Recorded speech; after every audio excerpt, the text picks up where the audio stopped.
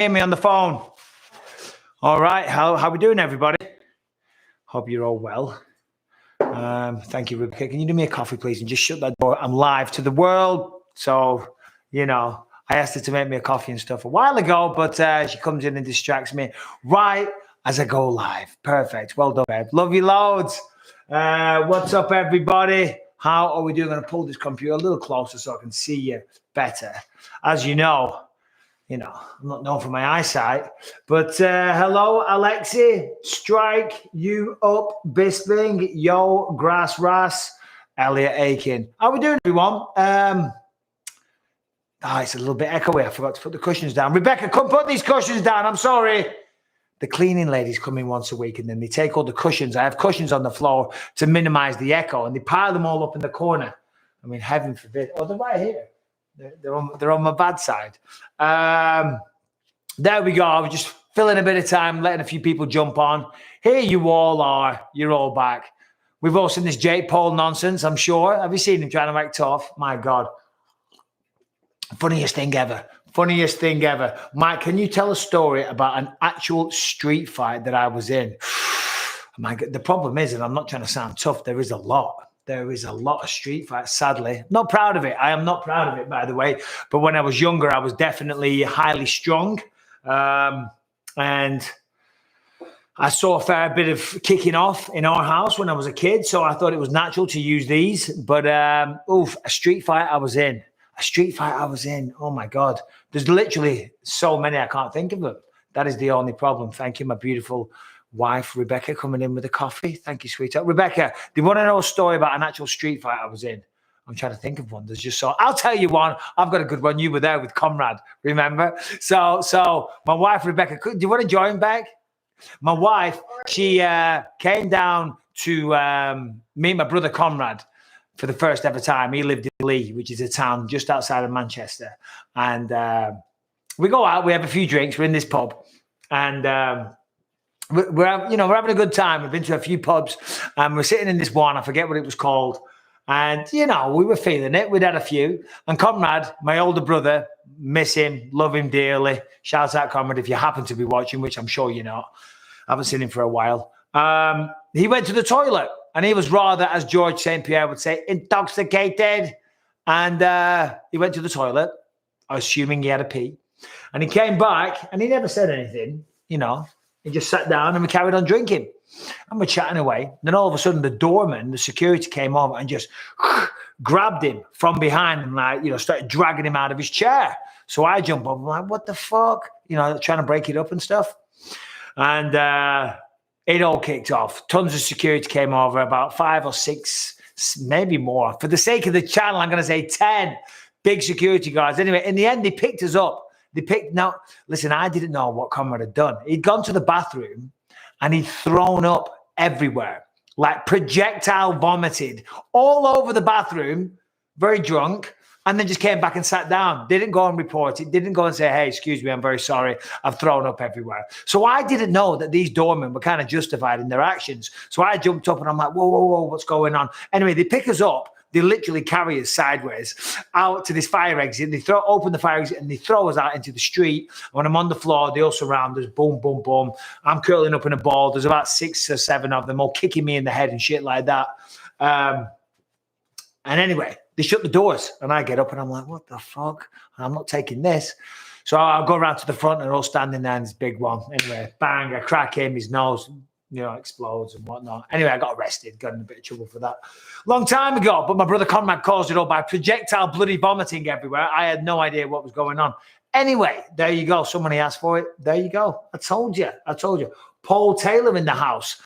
Thank you, Paul Taylor. I'm assuming you're not the world famous DJ from Angels in Burnley. I used to go down there a lot as a kid. Shout out all Angels crew. None of you will have a clue what I'm talking about there. All right, let's have a look. Sammy G says, I'm going to pull this even closer. It's impeding. There we go. Huge fan, Michael. Here's some cheddar. Well, Sammy G. What's up, Sammy G? Hope you're well. If you had a gun to my head, this comes from Bravid. If I had a gun to my head, would I let would I bet that Hamzat would be a triple champ in the UFC? Thanks for the content. If I had a gun to my head, I would say no, Hamzat will not be a triple champ in the UFC. You might have saw I just having a workout in the garage a minute ago. I'm still sweating. I leave everything to the last minute. I don't know why. Always procrastinate. Always put everything off. Always leave it to the goddamn last minute. I'm a fool.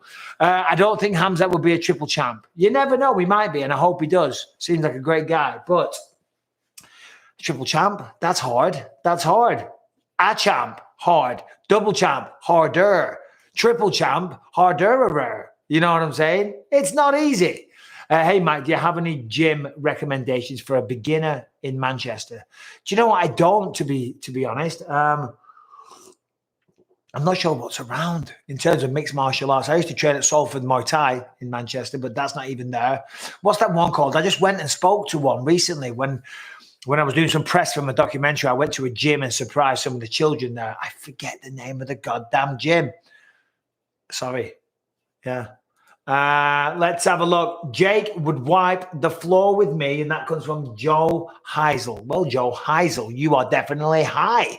What are you talking about? Did we see this? Did we see Jake Paul yesterday? Oh my God, it was hilarious. And in fact, today, I think I put it on my Twitter, or MMA Fighting. You need to check it out on their Instagram, Twitter, whatever. Today, he's at, is it Katie Taylor and Amanda Serrano? There's a fight going on. I think it's in Ireland. And he's doing a Q&A. And someone says to him,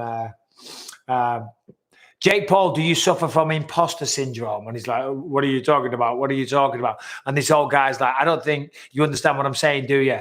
And Jake Paul says, I don't know what's going on. And then Eddie Hearn turns around and says, well, this could be your next opponent, to be fair, because it definitely sounded like an old guy just standing in the crowd, some random. I thought that was hilarious. And what was even better was when Eddie Hearn said, and Joe Heisel, pay attention, when Eddie Hearn said to his face yesterday, you will never be a world-class fighter. He said, hey, God bless you. You've got a passion for the sport. You're applying yourself, you're training. But he said to his face, you will never be a world-class fighter. And I actually feel sorry for Jake. I do, because that had to sting. That would be like me when I went to the Ultimate Fighter tryouts in 2005, Earl's Court, London. That would be like me standing there and Dana White looking at me dead in the eye and saying, Michael, you will never be a world-class fighter. That would have broke my heart. You know, Eddie Hearn's like one of the biggest boxing promoters on the planet. You know, he's right up there. You know, he's like almost equivalent to a Dana White. Not quite, but you know what I'm saying. One of the biggest promoters. And then Jake Paul says, I will beat anyone under 10 fights, threw in that little caveat, which was a pussy move. So then straight away, Eddie Hearn says, okay, all right, and Chev Bush or someone like that. I'm not familiar with the name that Eddie Hearn gave. He's only had one fight, but he went to the Olympics. He didn't medal, so he wasn't a world Olympic champion or anything like that, but still he went to the Olympics, which means he's decent. Jake Paul didn't take that one either, did he? So, Joe Heisel, get out of town.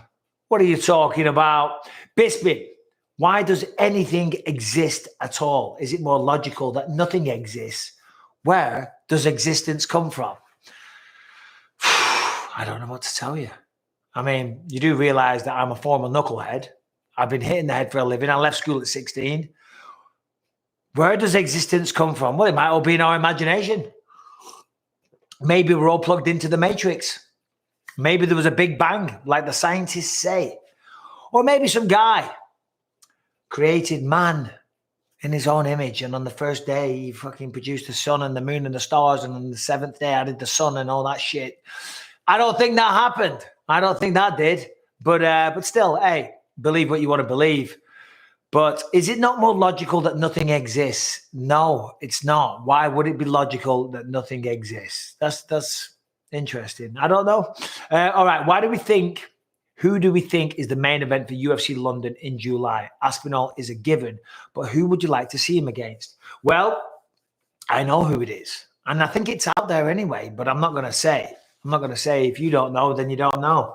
But just Google it. Google it. It is out there. He's a big guy. He's top 5.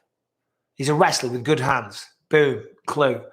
But Tom Aspinall, yeah, looks like he's getting his second consecutive main event in London. Couldn't be happier for the guy. Tom's such a humble, nice, down-to-earth fella. Not someone you'd want to mess with. 6'6", in his prime. Massive guy, great skills, moves like a middleweight. And he's so dedicated. I'm telling you, me and Tom were talking on the phone earlier today. He's talking about his training camp and what he wants to do. He wants to come out to the States and do a bit out here. So I'm trying to assist him with some training here. Yeah, he's got a very, very bright future. If you wanted to put money on at the bookies, go down to that bookies or website, whatever it is, and say, Tom Aspinall will be a future champ. He will be a UFC heavyweight champion by 2023, in 2023. That's a good bet. I reckon you get odds on that. How do I think a fight between me in my prime and a prime Chael Sonnen would go? Well, I don't know if you know this, Taylor Sillis, but me and Chael Sonnen did fight in our primes, and he beat me, the son of a bitch. I mean, it was a highly contentious split decision that a lot of people thought I won. And Chael just shows what a gentleman Chael is and how honest he is. We had a very, very close fight. He got the decision, God bless him. Close fight, could have gone either way. He got the nod. But I said to him, before they read out the scorecard, I said, Chael, what do you think? What do you think? And he goes, I think you got it, 2 rounds to 1, which was a very, very honest thing for someone to say. I'm not sure I could have been that honest in that moment. But of course, maybe he was just being humble because he knew he had it. But still, he got it. And then he went on to fight Anderson Silva after that.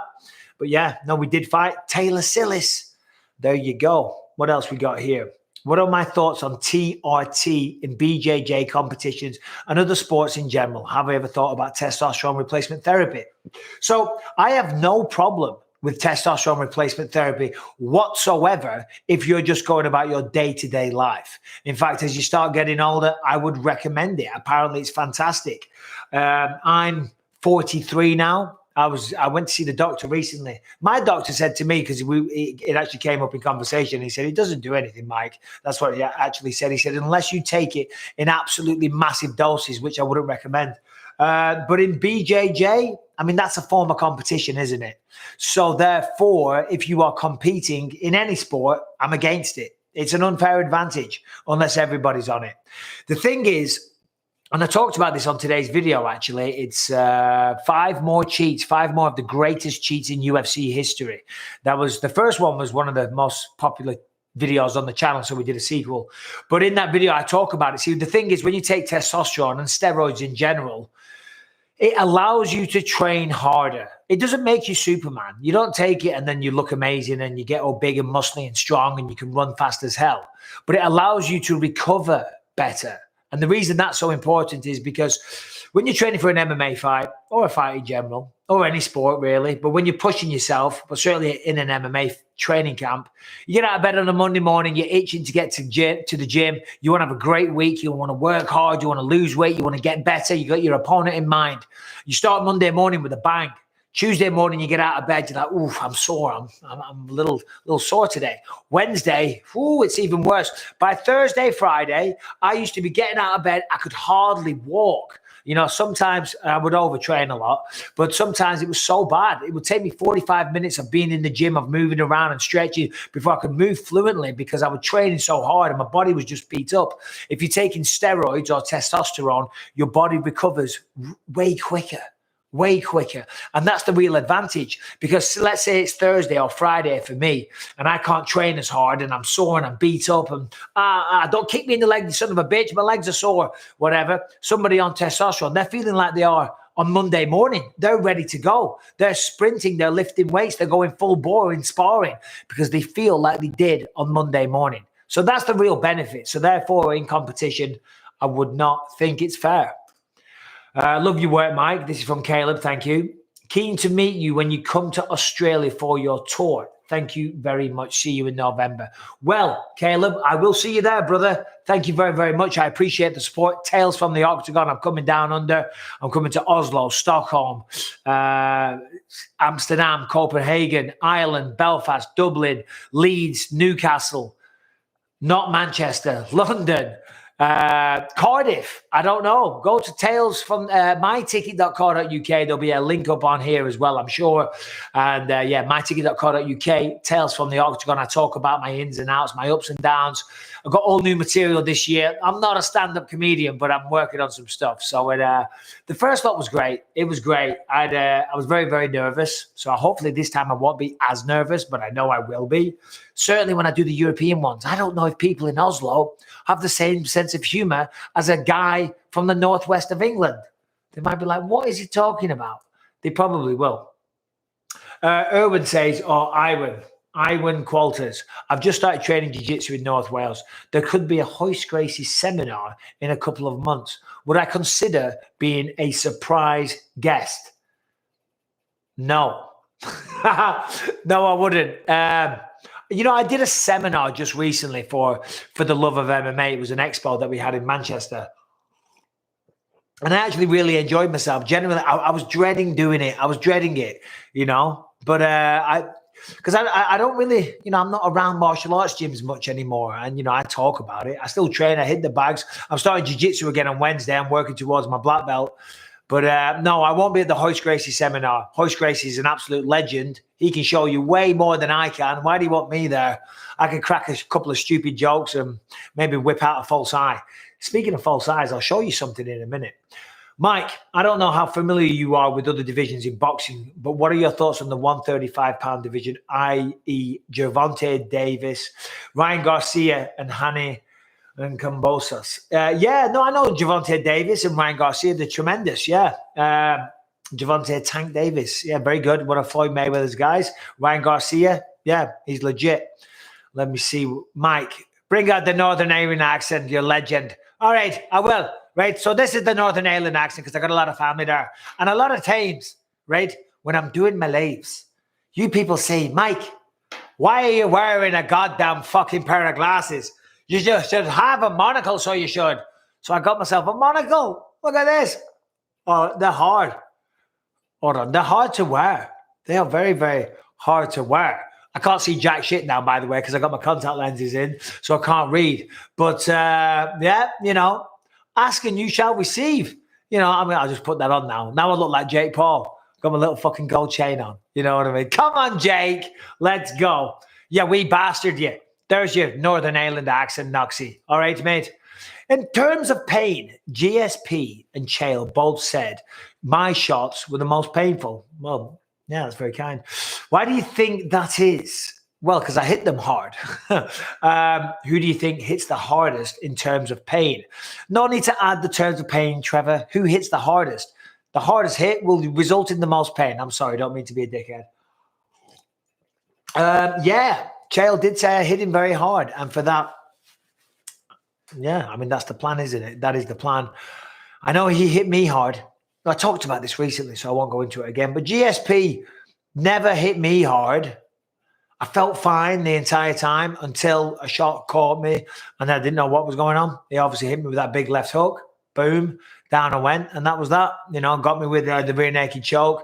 It's the ones you don't see that catch you. But I hit George with a couple of good ones. But I love George. George is the man. Anthony May says, how many Harringtons would it take to beat me and Callum? A lot. And we also need new BYM merch. You're right, we do. BYM merch is coming. The Michael Bisping YouTube channel merch is coming. And put a poll up. What do we want? Do we want Michael Bisping YouTube? Do we want Left Hook Larry? What do we want on the design? Left Hook Larry, I think. That was going to be my first suggestion. Would you buy a Left Hook Larry t-shirt? There we go. Put it up, man. Connor Cedric says, when you come up north again, come to the Gilpin Hotel. We will hook you up. Google it and reach out, sir. By the way, Tales of the Octagon ruled. Well, thank you very much. The Gilpin Hotel.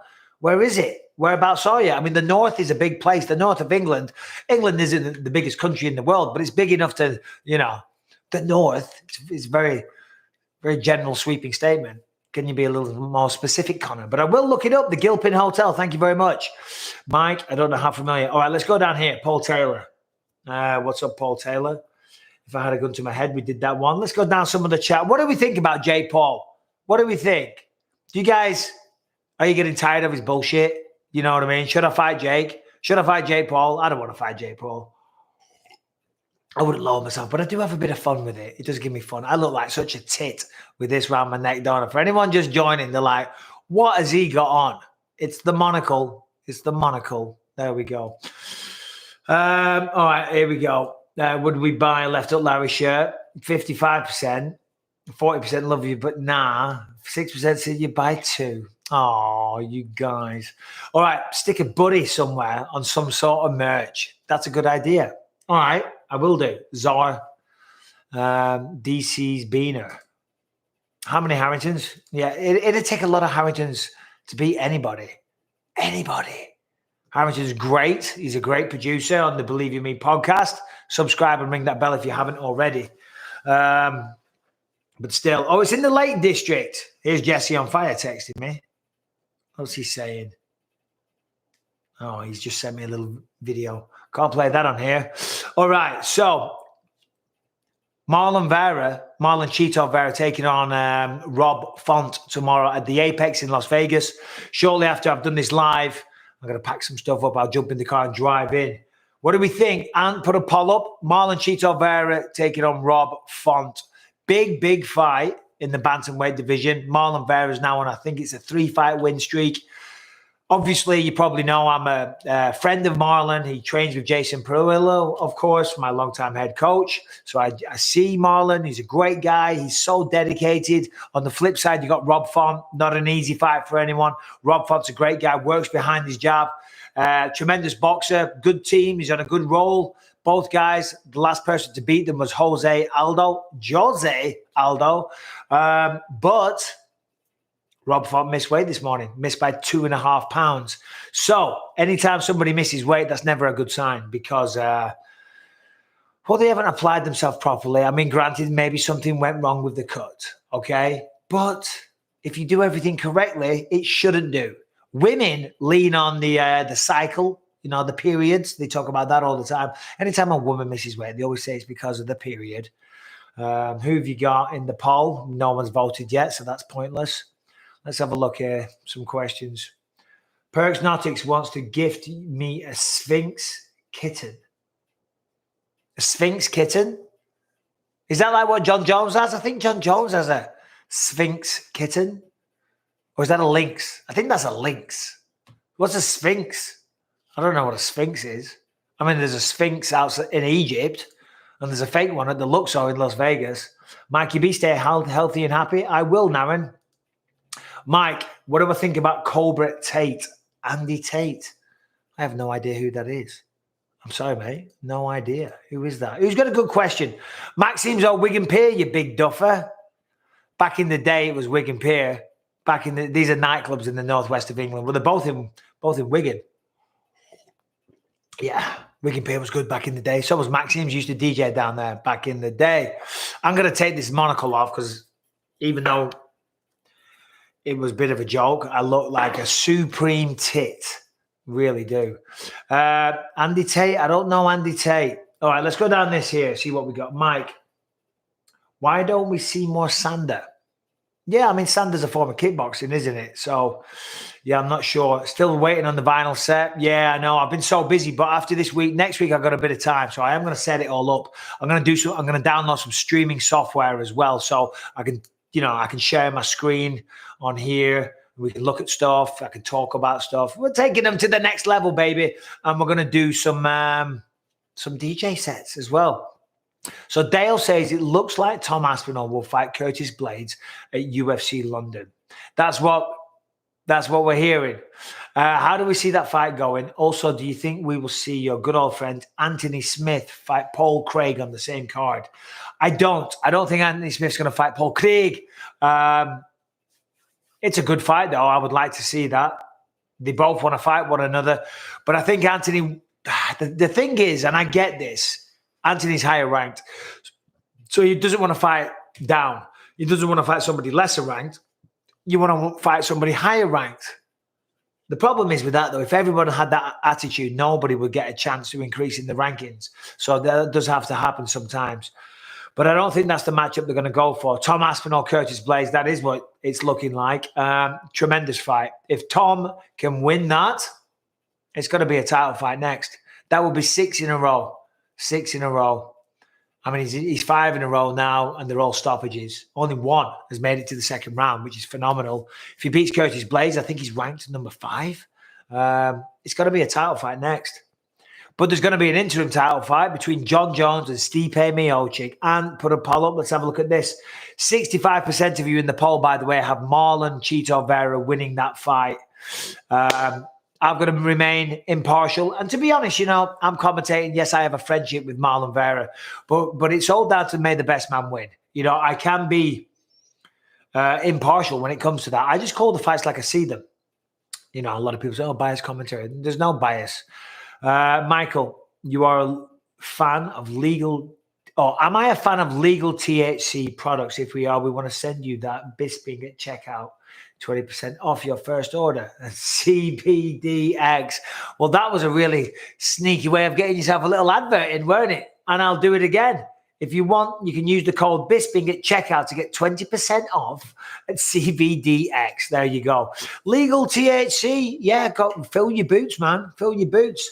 It's not harmful at all. It's better than drinking. It's better than getting shit-faced drunk every night. Or it's better than just getting drunk once a week, you know. No one ever got high and went out and caused trouble, did they? You know, you just like have weird internal conversations with yourself and get all paranoid. That's what happens to me. Weed does not agree with me. Of course, I've been high, but you know, I'm not a nerd. But yeah, I just the wheels start turning. You know, I start overthinking everything. I overthink everything anyway. I do. Any kind of situation, I think about every single outcome. I do overthink everything, and if I ever get high, oh my god. So yeah, it doesn't agree with me. What's going on here? Hold on. There we go.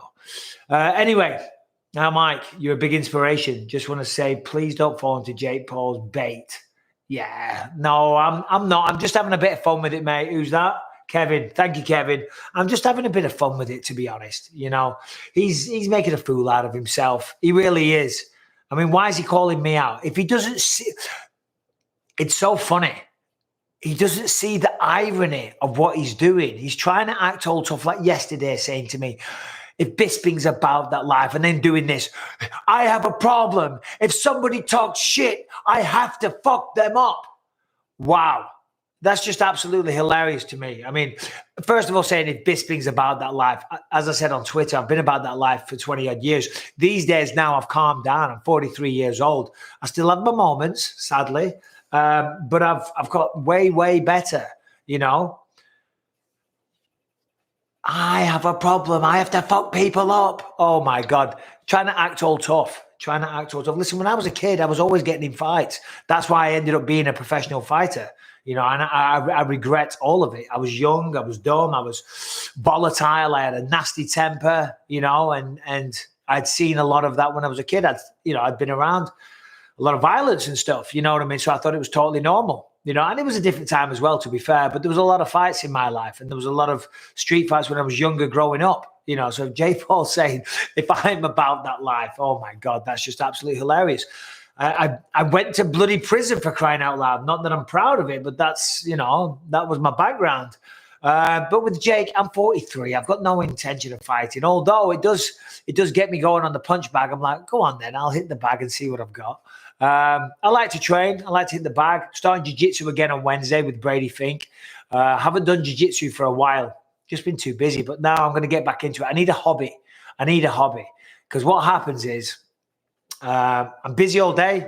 I do all my stuff, and then at night, you know, the demons creep in, and I think, oh, have a cheeky beer. Why not? I've earned it. I don't get drunk, but I'll have a cheeky beer. And I'm thinking, well, if I get a couple of hobbies, if I start doing jiu-jitsu again, it keeps me busy at night. So that's what I'm going to do. I'm going to work towards my black belt. I've got a black belt in Japanese jiu-jitsu. I've probably got the skills of a black belt in Brazilian. No gi, though. Gi is very different. I do struggle in the gi a little bit. So I'm just going to get used to that and all the grips and things like that. But I've got a brown belt, so I'm going to start on Wednesday back at jiu-jitsu and start my journey towards my black belt. It seems crazy that I would spend all this time around, you know, martial arts, mixed martial arts, the amount of training that I did and not actually get a black belt. So that's my goal. Not this year. This year I'm going to work towards getting a black belt. This year or next year. By the end of 2023, I will be a black belt in Brazilian Jiu-Jitsu. I mean, I am now, but I'll be awarded one. Anyway, there you go. Enough about me. Do you think Jake would beat Anderson Silva? No, I don't. I don't think Jake would beat Anderson Silva at all. You see what Anderson Silva did to Tito Ortiz? One shot. what he did to Cesar Chavez Jr. There's a reason why he isn't calling out Anderson Silva. There's a reason why he doesn't say his name. Dana White floated that idea a long time ago at a post-fight press conference. Remember, he's going, Jake.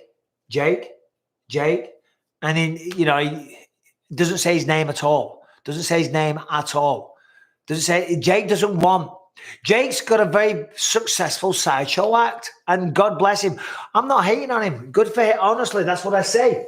When he did some video recently, he pulled up me actually like giving him props, saying that I said he was good for boxing. What I meant by that was he kind of is, because he's bringing in a new, younger demographic. When I went, because I covered the fight of Tyrone Woodley and Jake Paul, the first one. I covered it for BT Sport. And when I went there, the crowd, it was a very, very young crowd. And I will go out on a limb and guess maybe 40, 50% of that crowd had probably never been to a boxing fight before in their life. So therefore, that is good for boxing, bringing in a younger demographic, new fans, new generation. That's what I meant. But he's not fighting real boxers. See, the thing is, the person that Eddie Hearn offered him, Chev Bush, I think his name was, 1-0. Jake Paul ain't going to fight him, because if he loses to him, then that's terrible for his brand. That's terrible for his project. That's what he's doing, not his career. He's not looking for a boxing career. He's got a project. He's got a sideshow. He's milking as much money as he can. And that's great. I understand he wants name with a marquee value. See, what you do is when you start a fight career, you work at the bottom and you work your way up, right? Jake can't do that because it's too risky. Number one, no one's going to pay to watch those fights. And number two, he might get beaten. Okay. But it's doing that. It's working your way up from the grassroots level, from the club level, all the way up to being a professional. That's how you get really good. That's how you acquire the proper skills. And that's how you learn. And if God forbid you do lose, that's how you get better. Like Jake pointing out to me, when you got knocked out against Dan Henderson, that was 2009, Jake, right? I'm 43 years old. That was 2009. So that was 13 years ago. You were 12 years old. And that, when I got knocked out against Dan Henderson, that was one of the best things that happened to my career. Every time I lost, I got better. That's why by the time I was 37, that's why when I became champion of the world, because every time I learned a little bit more. I was overtraining, tweaked this. My weight cut was wrong. I was in the wrong weight class. I was too emotional. Every time you go in there, and in life, really, when you fail, right? If at first you don't succeed, try again. If you've got the staying power, and then look at what you did wrong last time, analyze it, break it down, learn from it, get better, move on, and come back an improved version. And that's what I did every single time. There is some people that can go out there and be undefeated, and that's amazing for them, and God bless them. That's incredible. Look at Tyson Fury and Khabib Nurmagomedov. That's great. Mixed martial arts is generally tougher, the path, so many ways to win and lose. But you can. Some people do retire undefeated like Khabib. Anyway, questions. Does the meaning and beauty of human life outweigh the suffering and the terribleness? Well, Tanky, 8674. That is a good question, isn't it? Because it's such a shame in this life right now. I'm sitting here talking to you guys. Some of you people are very privileged, and you're donating to the super chat and things like that. And life's good. I turn the news on in the morning. By the way, I no offense to it, the American news. What is going on with that? It's not news. It's weather, first of all. I'm going off on a tangent here. It's weather. You don't need weather because we all have the app on our iPhone. It's traffic. Well, we all have Waze, so we don't need the traffic. And then it's fluffy animals and cute dogs and bullshit, and a little bit of celebrity tittle tattle. No news. What I'm talking about is now I generally watch Sky News, BBC News. And there's a lot of suffering. Certainly in Ukraine right now, what's going on out there is just fucking shocking. So to answer your question, there's the meaning, the beauty of human life, which is life is a beautiful thing. And, you can really enjoy yourself and you can have a great life. And there's just amazing things to experience. Planet Earth is absolutely beautiful, but some of the suffering that goes on as well is awful. It's crazy. I haven't got the answers though. I'm one man and I'm just trying to do my best by myself and my family and get by. Oh, it's sad though, isn't it? So it looks like Aspinall. Anyway, hell no. Do we think Jake Paul could beat Anderson? 81%. 81%. And put a poll up. Do we think Jake Paul will ever be a world champion in boxing? There we go. That's going to be a no for sure. Right, we've got a lot of super chats piled up here. I'm going to go through. Can I get a shout out to my two sons, Riley and Brock? They get up at 3 a.m. to watch the fights with me. Riley and Brock, what is up, guys? How you doing? It's Riley's 15th birthday on the 9th of May. F rock old. Well, sounds like you got a couple of great kids there, my friend. They're getting out of bed with you to watch the fights. Obviously, you're in England, so you're in England, so yeah, that's some hardcore stuff, because it's not easy being a UFC fan in the UK. You got to be a real fan. You know, you can't be a casual. Yes, you can catch it on Facebook or on the internet. You can go to the sites and stuff, but it's not the same as watching live. You know, that's why UFC London back in March, the atmosphere was incredible, because we've been starved for 3 years. By the way, UFC London coming back July 23rd. Can't wait for that. Gives me a chance to go back home to the mother country to commentate there again. So excited. But Riley and Brock, and happy birthday to, it's Riley's birthday. Happy birthday, Riley. By the way, say hi to Scott Tweedle. He's a member of the YouTube channel. We just launched a PSS on the recommendations of Facebook. Bloody YouTube. What am I saying? I'm losing my mind. I'm reading texts. I'm reading charts. I'm hosting lives. I'm losing my mind, and pets' heads are falling off. Anyway, do I think Daddy Dana is going to let Francis box Fury in his contract? Also, if John Jones doesn't fight Stipe for UFC 276, who do I think would have the best chance to headline the event? Well, it's got to be Stipe versus John Jones. That's what they're talking about doing. Sounds like Stipe's up for it. Sounds like John Jones is up for it. I'm certainly up for it. What a fight that is. The greatest heavyweight of all time. Greatest light heavyweight of all time. Fight for an interim belt. First question is, will Francis box Tyson Fury? I don't know. I tend to stay out of that stuff. It's none of my business, the contract talk. From what I hear, I believe, and I could be wrong, that Francis is out of contract. Someone was telling me the other day, I forget, Francis is out of contract at the end of the year. I'm not sure if that's accurate, but if he is, then he could go do that. But I know for Francis, being the heavyweight champion is very, very important to him. That's very dear to him. He doesn't want to just give that up and walk away. So I know for Francis, in a perfect world, he wants to be the UFC champion still. He wants to defend that. He wants to maintain that. Listen, he fought long and hard to become the champ. You don't want to just walk away from it. Listen, money is great. We all want it. But as a fighter, being the champion, that's something else. You know what I mean? That's what Jake Paul doesn't understand. Do you know what I mean? He said to me, I'm wiping away my tears with my $50 million. Hey, bro, you're right. $50 million, that's amazing. Of course, I would love that. But one thing you can't buy is respect in the fight game. And you cannot buy world titles. Anyway, Francis has got that. Doesn't want to give it up. But he does want to fight Tyson Fury. A, for the challenge, and B, of course, for the payday. I hope for his sake he gets a chance to do that. I do. But I also understand the fact that he's under contract, and contracts need to be respected. They do. And I know you're going to say I sound like a company man now. But as a man, you enter into a contract. That's where you sign. You have to honor that. And he is doing that. You know, but I just hope they can all come together. You know, Dana's a reasonable man. He is a reasonable man. So hopefully that gets made. We'll see. More questions. Let's have a look here. Shout out Pure Exotics. Category IG, Mike. Free hairless cat for your family. I don't want a free cat. I don't want a cat, whether I pay for it or it's free. And I certainly don't want a hairless cat. And put a poll up. Who would have a hairless cat? No offense to any hairless cat owners. I'm trying to not say pussy. You know what I mean? All you pussy lovers out there. Oh, God. The jokes write themselves, don't they? And put a poll up. Would anybody like a free shaven pussy? I'm sorry. I am a child. But it's too obvious, isn't it? And put a poll up. Do we like the shaven cats? There we go. Let's get it back on track.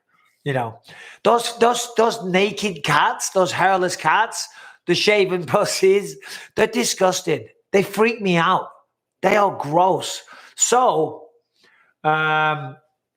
pure exotics, no thanks. No thanks. For my daughter's horse, yeah. My daughter's going on. She wants a horse now. And I said, you can't have one. We've got one. We've got one. And that was kind of, horses are expensive. We've got one. We don't need two. My wife has one. Ellie competed in her first horse show last week.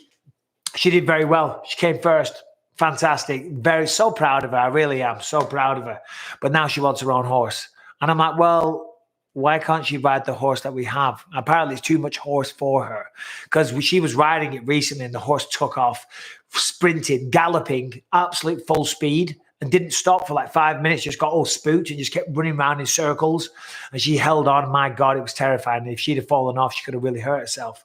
So they want to get her a new horse, and you want to get her own horse.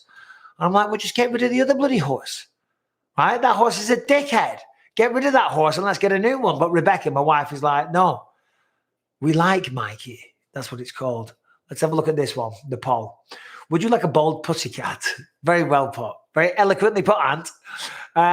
41, sure, 41%. No, 32%. No, but don't kink shame, 29%. I don't know what that means. Don't kink shame. Rebecca, we're talking horses. Should we get my wife on? Ant put a poll up. Should we get Rebecca to join? Oh, no, she's, I think she's gone to get Lucas from school. When she gets back, Ant put a poll up. Should Rebecca join the chat? Let's have a look here. Mike, you answered my previous question. Beyond my expectations. Thank you. My next question. What made you do these live streams? I love live streams as a fan of yours, but also as a diehard fan of MMA. You know what? What made me do the live streams? I don't know. I just did it one day, pushed live, because I started doing a YouTube channel. Of course, you all know that. And it was kind of organic the way it came around. I got a sponsorship thing and I put it on Instagram, and I thought, I'll put it on YouTube for them as well. It was a YouTube channel that I never used. I've told this story before. And some people watched it and I thought, I'll put another one on. And I put a video on about something and it got hundreds of thousands of views. And I thought, oh shit, I'll put another one on. And before we know it, I'm doing a YouTube channel. And then I saw you could go live. So I pushed that one day just to have a mess around. And then I really enjoyed the interaction, the back and forth, the answering the questions. And it's a good laugh. You guys, you haven't trolled me today, which I'm surprised. But I enjoy it. I really do enjoy it. So I try and do one a week. You don't want to overdo it, do you? Do I think Dominic Cruz would be in the GOAT discussion if he had a career that wasn't riddled with injuries? Good question. Good question. Ant, put a poll up on that.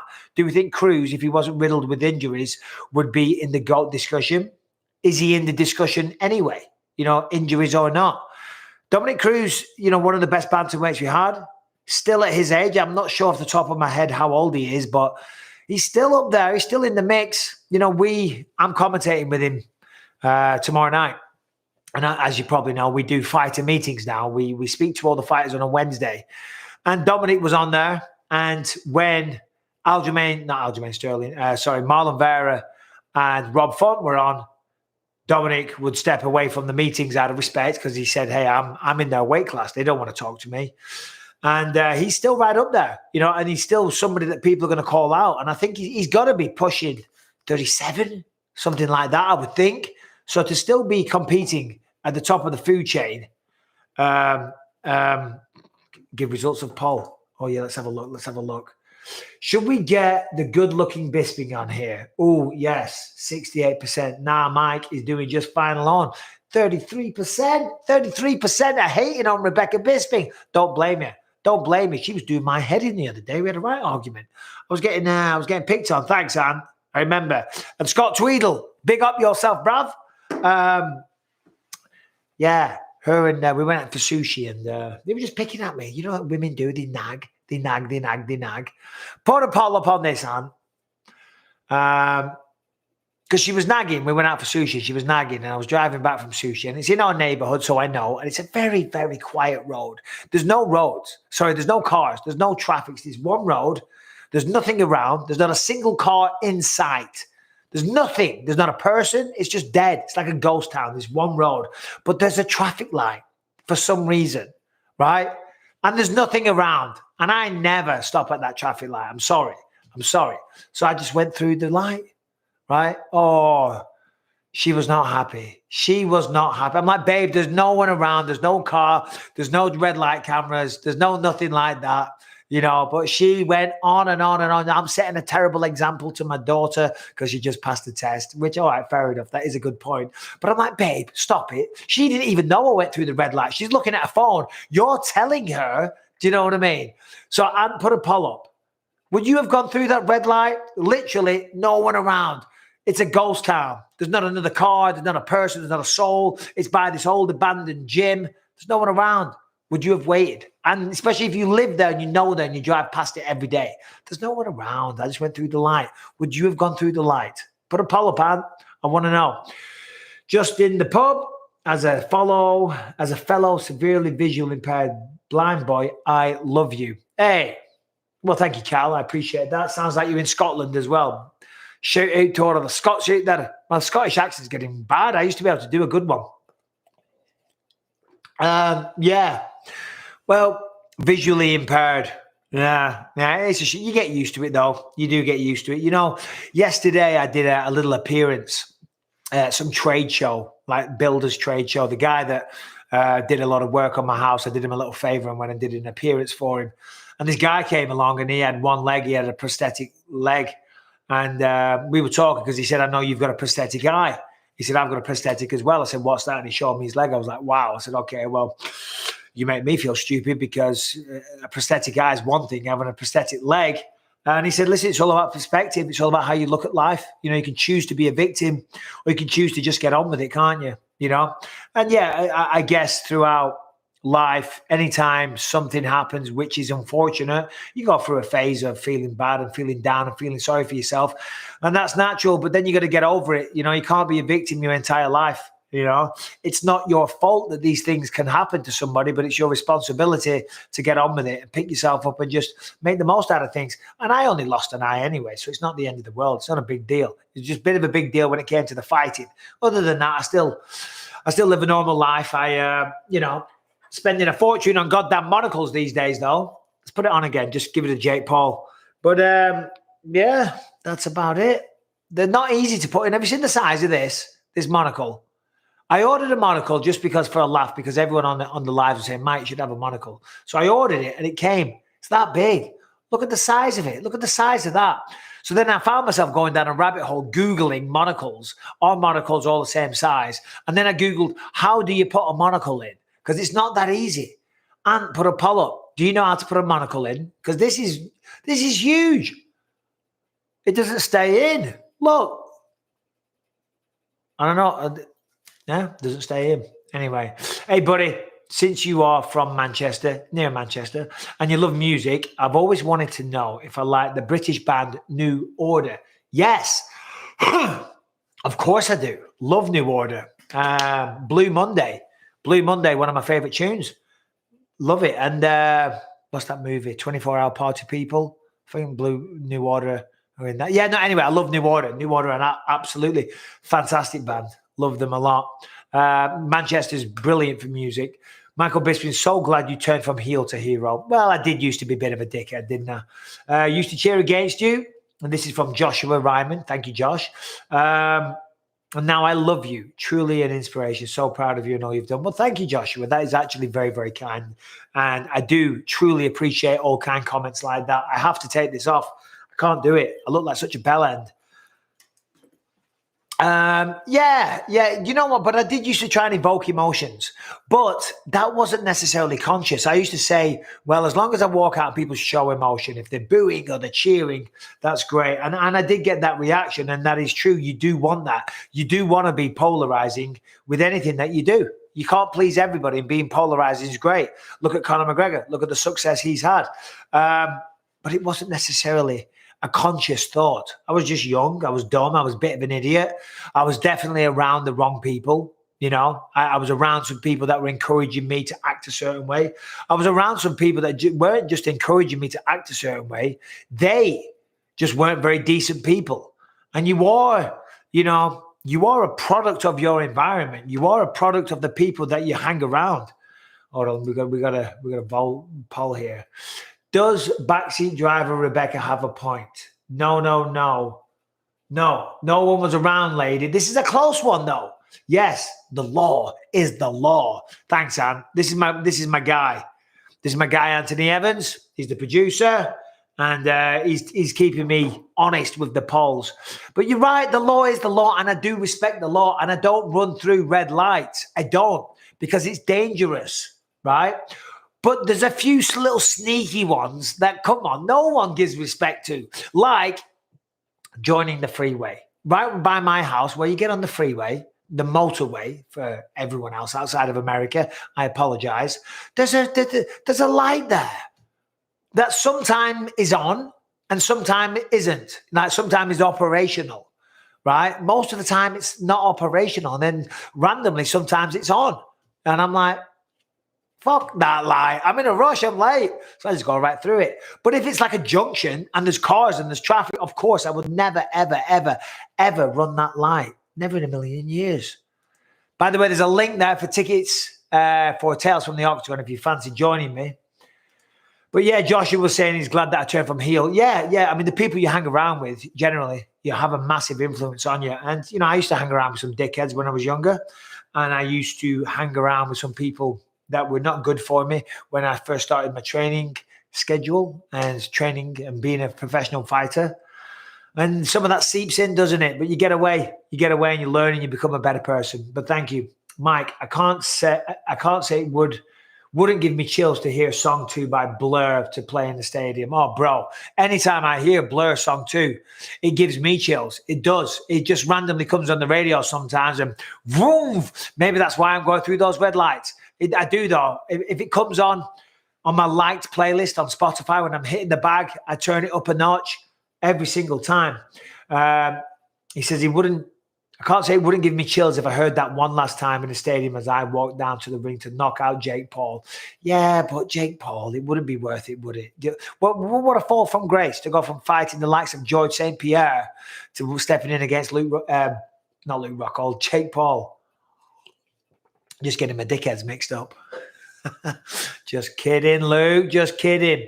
Gilbert Burns versus Colby Covington. That would be a tremendous fight. Rebecca, 67% of people say you should join the live chat. So I'm going to go through some of these questions. And Lucas, come over here. Come here, Lucas. I pushed my mother. Lucas, I pushed my mother. Look at Lucas. And put a poll up. Doesn't look good in his glasses. You look good in his glasses. He got glasses last week, and you're feeling them, aren't you, buddy? Yeah. Yeah. Nice to be able to see. Yeah. He put them on. He was like, "Oh my god, This is how normal people see. I can see." Lucas, don't put the monocle on. Anyway, Gilbert Burns versus Colby Covington. I would love that matchup. I would love to see that matchup. Lucas, would you like that fight? Yeah, I would love it. Yeah. We're going to go through some questions. Do we have any questions for Lucas? Yeah. Currently doing a career with you in the UFC 4 game. Currently, you are the middleweight champ. Well, Scott Tweedle, good luck. I was wondering, would you move up or down a weight class? I should have stayed at light heavyweight. Making 185 throughout the course of my career was detrimental to said career. Lucas, what have you done to your head? It's nothing. Oh, it's a spot. Yeah. Oh, sorry about that, buddy. Didn't mean to highlight it. Video pic. Rebecca getting driven around by Hamza and Darren Till. Video idea. No. Click the arrow. Your boy could, Lucas, do you think you could beat Jake Paul in a fight? Probably. What about in a wrestling match? Definitely. You're a good wrestler, aren't you? Yes, MVP on my team. I was the only person on my team to get a medal in 2 tournaments. One third place, one was second. Hear that? The MVP on his team. The MVP. He's not shy, is he? But guys, don't be doing that. because we're on a live. They're wrestling in the. I was pulling my mother into the live and she was not allowed. Lucas. Long-time listener was unsure of the podcast when you decided to let Lewis go. However, it was the right decision. Podcast now is better than ever. Well, thank you, Joshua. You're right because, listen, I had my time with Lewis and we moved on. We were butting heads and stuff like that. Do you know what I mean? And they would drive me crazy. So, we had to move on. Anthony Smith is doing an absolutely fantastic job. People are loving him on there. If you haven't subscribed and rang the bell, please do so. We have been on 175,000 subscribers for a bloody long time. I don't know what's going on. The viewing figures are good. The numbers are the numbers are up, but the subscribers aren't. So do me a favor. All you lot on here, all 2,500, go subscribe to the Believe You Me podcast if you don't mind. Down the chat. Your boy could ragdoll Jake Paul. I'm just going to do the super chat first, Lucas. Don't. See, hear that noise? It's not good for a live and it's just distracting me. Lucas, please convince your dad to slap Jake Paul around. I need a Bisping build-up and something like that makes me believe he'll come back. Lucas, should I fight Jake Paul? This is the microphone. Should I fight Jake Paul? Ooh. What do you think? Yeah, because it would be embarrassing for him. Yeah. For who? For me or him? Him. Does having one eye affect you hitting Rebecca from the back? Rebecca? Does having one eye affect my ability to hit you? Yeah. It does, she says. Philip, massive respect from the northwest of England. Shout out Clitheroe. Bow, bow, bow, bow, bow. Do we want to see if Lucas can choke me out? Hold on. Put a poll up. Do we think Lucas can choke me out? Wait. I'm way down in position. Wait for the results of the poll. Let's have a look. Yo, how old is Lucas? He sounds like I'm a fresh. 11. Lucas, don't talk over me. Come over here. He sounds like a fresh spirit. Just don't get him too excited from the brain damage of boxing. Yeah, right, we're going to go down here to the bottom. Cruz is awesome. He's an all-time great. Yeah, did we do a poll on that, Ant? Did we do a poll? Pushed live. Let's go down here to the chat. Hi, Mike. I heard Dana White. Do we want to see Lucas choke out the old man? What does Bisping like about Mike Bisping? What do I like about me? It's a yes. Oh, we got 79%. Is a yes. Right, okay. I have a bad neck, so don't rag it left and right. I'm not going to. But hold on, look at that neck. That's what I like about Mike Bisping. Look at that neck. Unhealthily pussy neck. What did you say? Unhealthily numb pussy neck. Pussy neck? Puss. Are you, Lucas, you do not use that kind of language. I didn't. What? Puss. What do you mean puss? What's puss? Puss that comes out of a spot? Yes. Well, how does that refer? He's saying pussy neck is what he said. Because it's like it's like fat and girthy. That is a big neck. Ooh, come on, Jake Paul. All right, Lucas, choke me out. Hold it. Go. Oh, Jesus Christ. You're drooling. Oh, I am drooling. Whoa. I almost went unconscious. I just drilled as well. My God. 2,000 people. Jeez Louise. Wow. Lucas, you're a little... Wow, I'm very dizzy. No, he did the palm to palm, babe. All right, long time listener, was unsure of the podcast. Yeah, we did that one. I love you too. Oh dear. I may be half blind, but at least I'm no specky Lucas. Does your old man smell? I reckon Mikey be hunks of pure cheese. Well, that's... Hey, Lucas. See, look, who's that? That's Cal from Scotland. I mean, he's calling you specky Lucas. Who's specky? Well, specky is like for spectacles. This is a compliment. Yeah, specky for us. He's Stop that. Specky man. Yeah. That's just rude. What do we say to people that call your name? Calls me four eyes because I have glasses now. Come closer to the microphone. Yeah. Well, don't. But what do you say if somebody makes fun of you? What do you say? How do you react to that? I ignore it. Exactly. They're losers. If they're calling you names, they're just insecure about themselves, right? Exactly. For the Mad Lucas. Boom. There you go. Right on, Jack Powell. Appreciate you, buddy.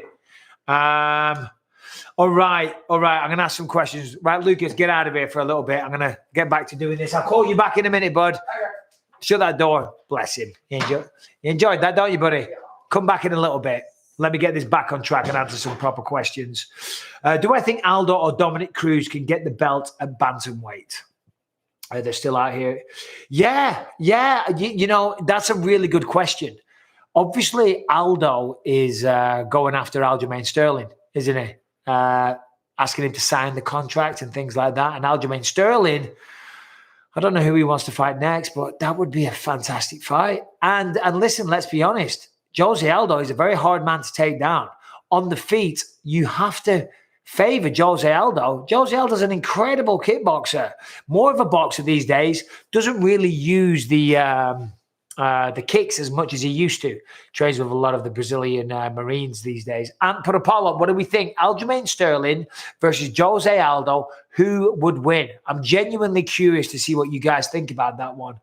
I'm just recovering. He almost put me to sleep. No wonder I bloody drooled everywhere. That's hilarious. Did not expect that to happen. Fight Jake, buy 10 horses in a car for your girl. Love from Mexico. Well, thank you, Norberto. Yeah, it's not about that though, is it? It's not about just the money. It's about respect. I've done it. I don't want to put myself through that. I don't want to put my body through that. If Jake Paul came and got in my face and started on me, he'd find out pretty quick. Simple as that. But I'm not going to go through an entire training camp. I mean, listen, the money would be fantastic. But I'm on to new things in my life, new challenges. You know, I've done the fighting thing. I did that. I did it for a long, long time. If an offer was made that was just too good to be true, if it was, as the Godfather says, maybe an offer I couldn't refuse, then maybe it would be an offer that I couldn't refuse. But it would have to be an offer that I couldn't refuse.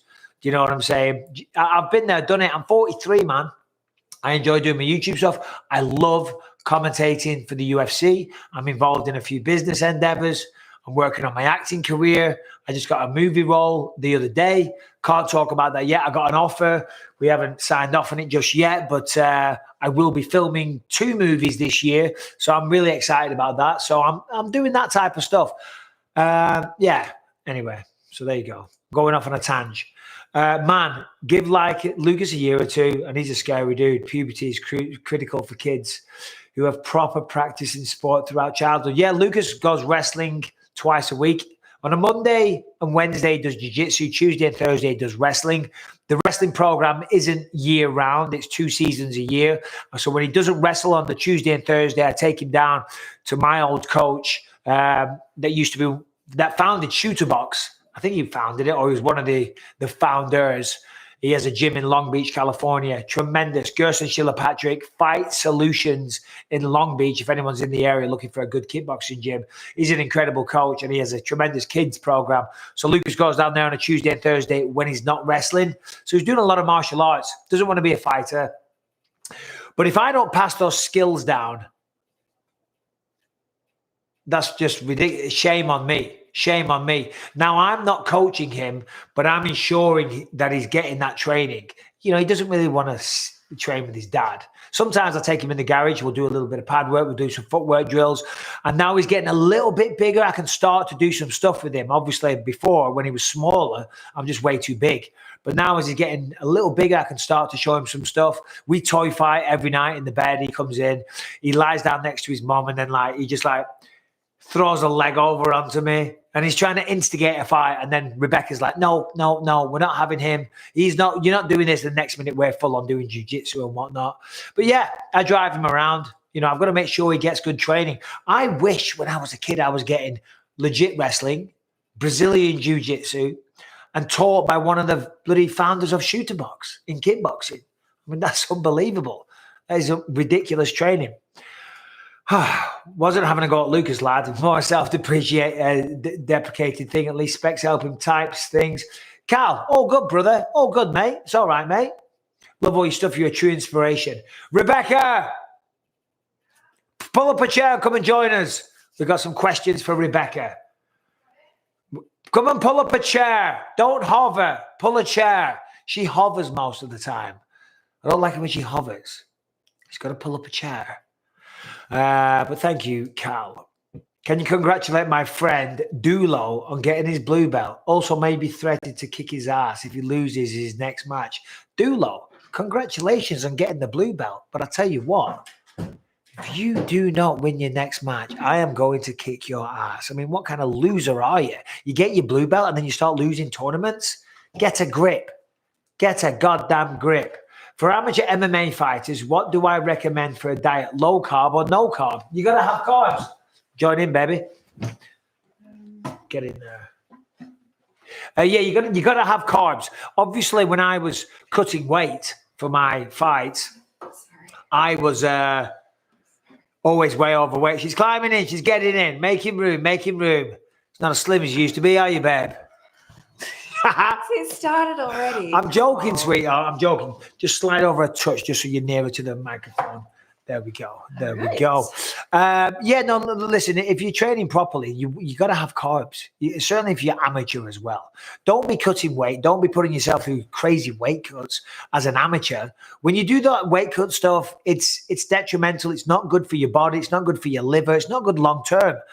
So certainly as an amateur, you don't want to be doing that. But anyway, doesn't Rebecca look gorgeous today? And put a poll up. Oh, you're just trying to make up for hold on. Who wins between Aljamain Sterling and Jose Aldo? You've got it 60 to 40% for Aljamain Sterling. So for Jose Aldo, pardon me, 60% say Jose Aldo. It'd be a tough fight. I'd love to see that. Concede, believe, achieve. Correct. Jesse on fire. Say hi to Jesse, babe. Hello, Jesse. How are you? I've yet to actually meet you. Yeah. Hold on. I'm just going to do this microphone. So it's in the middle of us. There we go. That's fine. Have you considered the build-up for an Aldo title fight at 135? Had he not fought Jan? Look at his performance at 135. If you pull that one fight out of his resume, he looked incredible in the last three. Texted you something. I know I saw it. You sent me a video, Jesse, but I'm doing a live, mate. Busy. I'm kind of busy. Yeah, good point, though. Anyway. Just the dog. Oh, it's the bloody dog. All right, and put a poll up on this. Put a poll up on this, because this is an issue that we've got going on in our house right now. Oh, I was gonna. That's a good, interesting topic. Yeah. Well, go on. You laid the foundation. Oh, so we have rats. Look forward. Okay, we have rats outside. Yeah. Hold on. And let me just. We don't put it like we don't have rats. There's no stop. There's no rats in the house. Okay, outside. I literally said we have rats outside. That's no. said. But you made it sound like we have rats. Okay, We have rats outside. Outside, we have a couch. Okay, in the garden. Okay, and the little dog Harry, every day for bloody ages has been going on, and you've cleaned some stuff away, right? Some stuff I cleaned up a nest away. Cleaned up a nest. A rat's nest outside. Yes. So anyway, today the gardener was here and he called. He said, "I got to show you something." He said, "You've got another rat's nest," and she just cleaned one up. So he said he's going to put down some rat poison. He said, "But I just want to be sure, so I'll let you know because if your dog eats it, it'll kill your dog." And I was like, don't do that. I don't want to, they're little mammals, they're little rodents. I don't want them to die a long, agonizing death. Can we not just lift the couch up, clean that away? You're welcome to do that. And hopefully they don't come back. That's what you want to do on a daily basis because that is what it will take. And then the gardener said another thing that you can do is put these noodles out. And what they do is the rats, they eat so much, right? Like ramen. Yeah, but like ramen noodles. Yeah. And then what happens is eventually, when it gets in the stomach, the noodles expand, and that kills the rats. Aww. And again, I'm like, that is a really nasty way to die. And it's making a nest for its little babies. Yeah. So Ant put a poll up. Should we kill the rats with the poison? Should we kill the rats with the ramen? That's odd. Or am I being a total pussy? What do you think we should do, babe? I think we kill them with poison. With the poison? Yeah. She's cold. She is absolutely. Michael, everyone feels the same. You're just being weird. Trust. You got to kill them. They'll get in the house. No. They're not coming in the house. Well, they will if you let them breed outside the door. I just feel like we don't have to kill a family of mice or rats. Oh, fuck them. What am I saying? Fuck them. Fuck them. I'm sorry, Anne. Having this conversation. Anne, put a poll up. We're waiting. We are waiting, and while we wait, we'll answer some questions. Loved you, buddy. Love you most of my life. Thank you. I'm 22 now, and in a few weeks, I'm starting back at judo. Well, good luck. For the first time since I was 11, you've totally inspired me. Well, Scott Tweedle, all the best, buddy. Train hard. Stretch. Remember to stretch. I sound like an old man, don't I, babe? You do. Stretch. You have to stretch. That's all you ever say. You've got, because I know, Rebecca, he That's just me, shouted in stretch. front of Lucas, if having one eye stop him from hitting you from the back. For fuck's sake, Mike, read them first. Yeah, I know. You knew perfectly well what he was reading. I did. It's rude. I get it. You're being rude. We don't like the rudeness. Right, hold on. We've got the poll. Poison, blow them up, blow them up with noodles. That's technically what we're doing. Yeah, I know. I don't want to blow up some innocent animals with noodles. I'm just saying they go under the couch because it's warm and it's safe. Stand the couch up for a few days, hose it all away, and guess what? There's no warm, snug, little fucking area. Oh, yeah, we can do that. We can try that. Do you know what I mean? That's all I'm saying, because I'm a nice guy. Violence isn't the answer, 24%. Never. It's never the answer for me. When do I choose violence? Never. Blow them up with it, but still poison, 36%. That is the big one. Well, Scott Tweedle, you're the man. If Lucas was ever bullied, just remind him who his father is and how many are not so lucky to be in his position and to just continue to ignore them. Well, exactly. I feel like bullying isn't so much of a thing these days. Like the teachers in school and schools are pretty on top. Like I don't think Lucas has ever witnessed any kind of bullying at school because I've asked him and he said no. Yeah. And there was no real bullying when I went to school. So, a couple of things to say on that. Okay. Because here's the thing. I say to Lucas sometimes, I say, son, are is there any bullies at school? And he literally says, Dad, bullies aren't a thing. Bullies don't exist. And I'm like, right, okay, well, you're very lucky. Okay. But you're living in a dream. Because there is bullies. There is little shits. My nephew just got beaten up by some bullies. I know. Well, it's true. He was at a park and they beat him up and they filmed him on his phone and stuff. There's a lot of bullies out there. Happens. He's just very lucky that he goes to a school and obviously the people there are very nice and it's a nice neighborhood. It's a nice area, but not everybody is as lucky, So if anyone is struggling with that stuff out there, it's hard. There's no bullies around here, but. Have you been bullied? I was bullied a lot when I was a kid. Were you ever bullied? Never. Come on, babe. Tell us. I swear on my life. Not that I know of. I was bullied all the time. Conrad, my older brother, who I was talking about before, he obviously, might have cracked a few people. He might have chose violence as the answer. And he was like 3 years older than me. So then when he left, all the kids in like the year below, they all came for me. Some of the other bullies, oh my God, they picked on me every single day. They were always chasing me around the school, always kicking the shit out of me, And then one day I was waiting in line, the vending machine. I was waiting to buy a Kit Kat. And I'm sorry to say this, babe. There was this girl there that I fancied. I've heard this story. There was this girl there that I fancied, and this guy. He's talking shit and he's pushing me and all the rest of it. And but there was a girl that I liked there, you know what I mean? And I wasn't going to get punked in front of the girl. Where was I back? No. You know what I mean? Couldn't have that. So she is the reason why you chose violence that day. Yeah, pretty much. Yeah. Well, no, I was sick of getting bullied for months. So I said whatever I said. I swore at him and told him to kiss my ass, whatever it was. And he goes, "Oh yeah, what are you gonna do?" And I was like, "Ooh, what am I going to do? What am I going to do?" And then I just went, "Well, why don't you come outside and you'll find out?" And I thought, what am I saying? Why are these words coming out of my mouth? But number one, I was sick of being tormented for bloody God knows how long. And secondly, I was backed into a corner. I didn't want to be embarrassed. And he goes, "Okay." And he storms outside into the playground. I was like, shit. Well, I've kind of backed myself into a corner here. And I walked outside and he got right in my face. And I just said, fuck it. Bang! Cracked him one. And that was that. Funnily enough, never said another word. Yeah. It didn't just end there. We had a full-on fight. But still, there you go. There you go.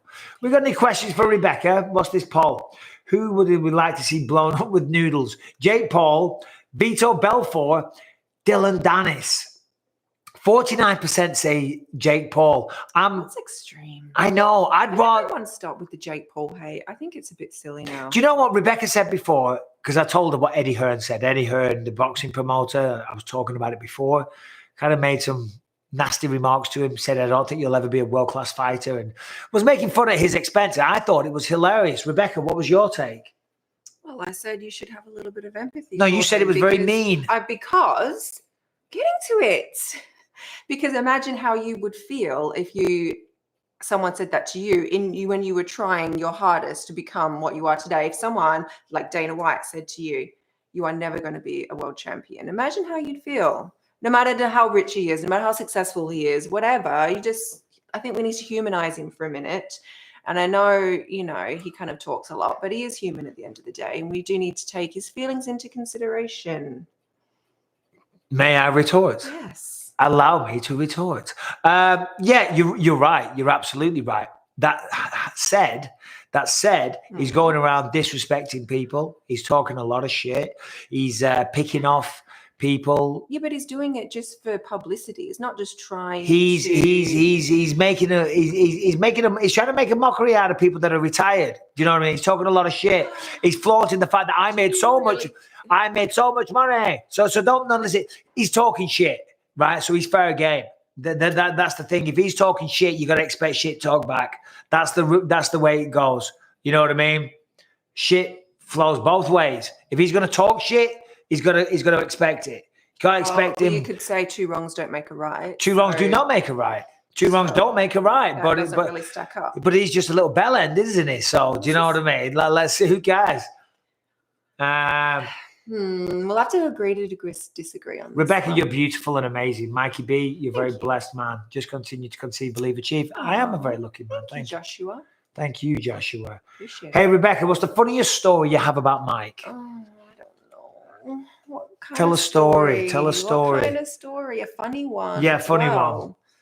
Which Bisping know. right here is humanizing? Which Bisping is right here on the humanizing Jake Paul? Mr. and Mrs. Oh, well, of course they're going to say. Don't drag me into family drama. 39%. That's hilarious, Anne. But 47% are on my side, babe. That's not. Anyway, a story. I don't know. Let's think of a funny story that involves you. When you had to come in, when I fell through the door and I'd sliced myself open. That's not funny, though. That's just stupid. Bleeding profusely. And It's hilarious. It's funny. Stupid. No, I'll tell it real quick. I was vacuuming back in the day, many years ago. Many a long years. time ago. When was the last time you vacuumed? It was a while ago. I'm a real man. How many years? We're talking years. Well, this was what? I know. I'm just saying. When was the last time you vacuumed? Lean over here because of the microphone. It was like the year 2000. You can't do that, babe, because then It doesn't matter. No, nobody wants that in. Anyway, so I was vacuuming, and then somehow going around in circles. This is when I had 2 eyes, so I've got no excuse because I was a clumsy bastard. I somehow tripped over, and as I was falling, I put my arm out to stop myself. But the vestibule door, you're walking through the front door. There's a little vestibule door for anyone. Do you say vestibule in America? No, I don't think so. Anyway, it was glass, right? And my arm went right through the glass. Sliced. I've probably got some scars on here somewhere.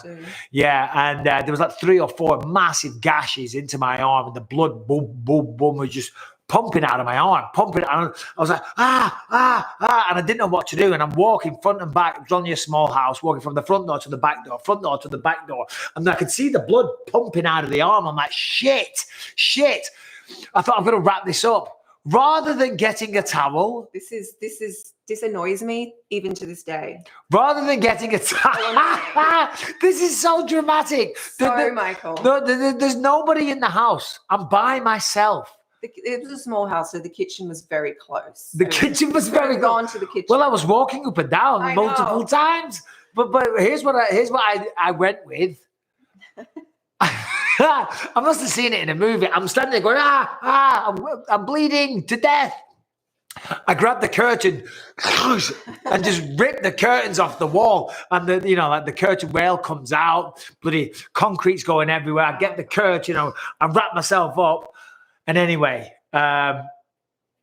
I didn't have, this was before mobile phones, I think, or whatever. Yeah, we didn't have mobile phones. So anyway, so I thought, what can I do? So you called me. Oh, I called you, At yeah. work. She was a dental nurse at the time. So I called her.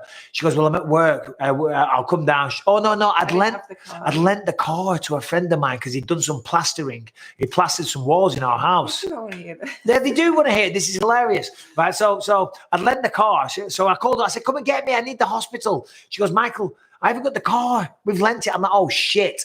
I said, right, I'll have to walk to my mum's house. So I'm walking along. I've got my arm in the air to stop the bleeding, right? And this is back in the day when I had a shaved head.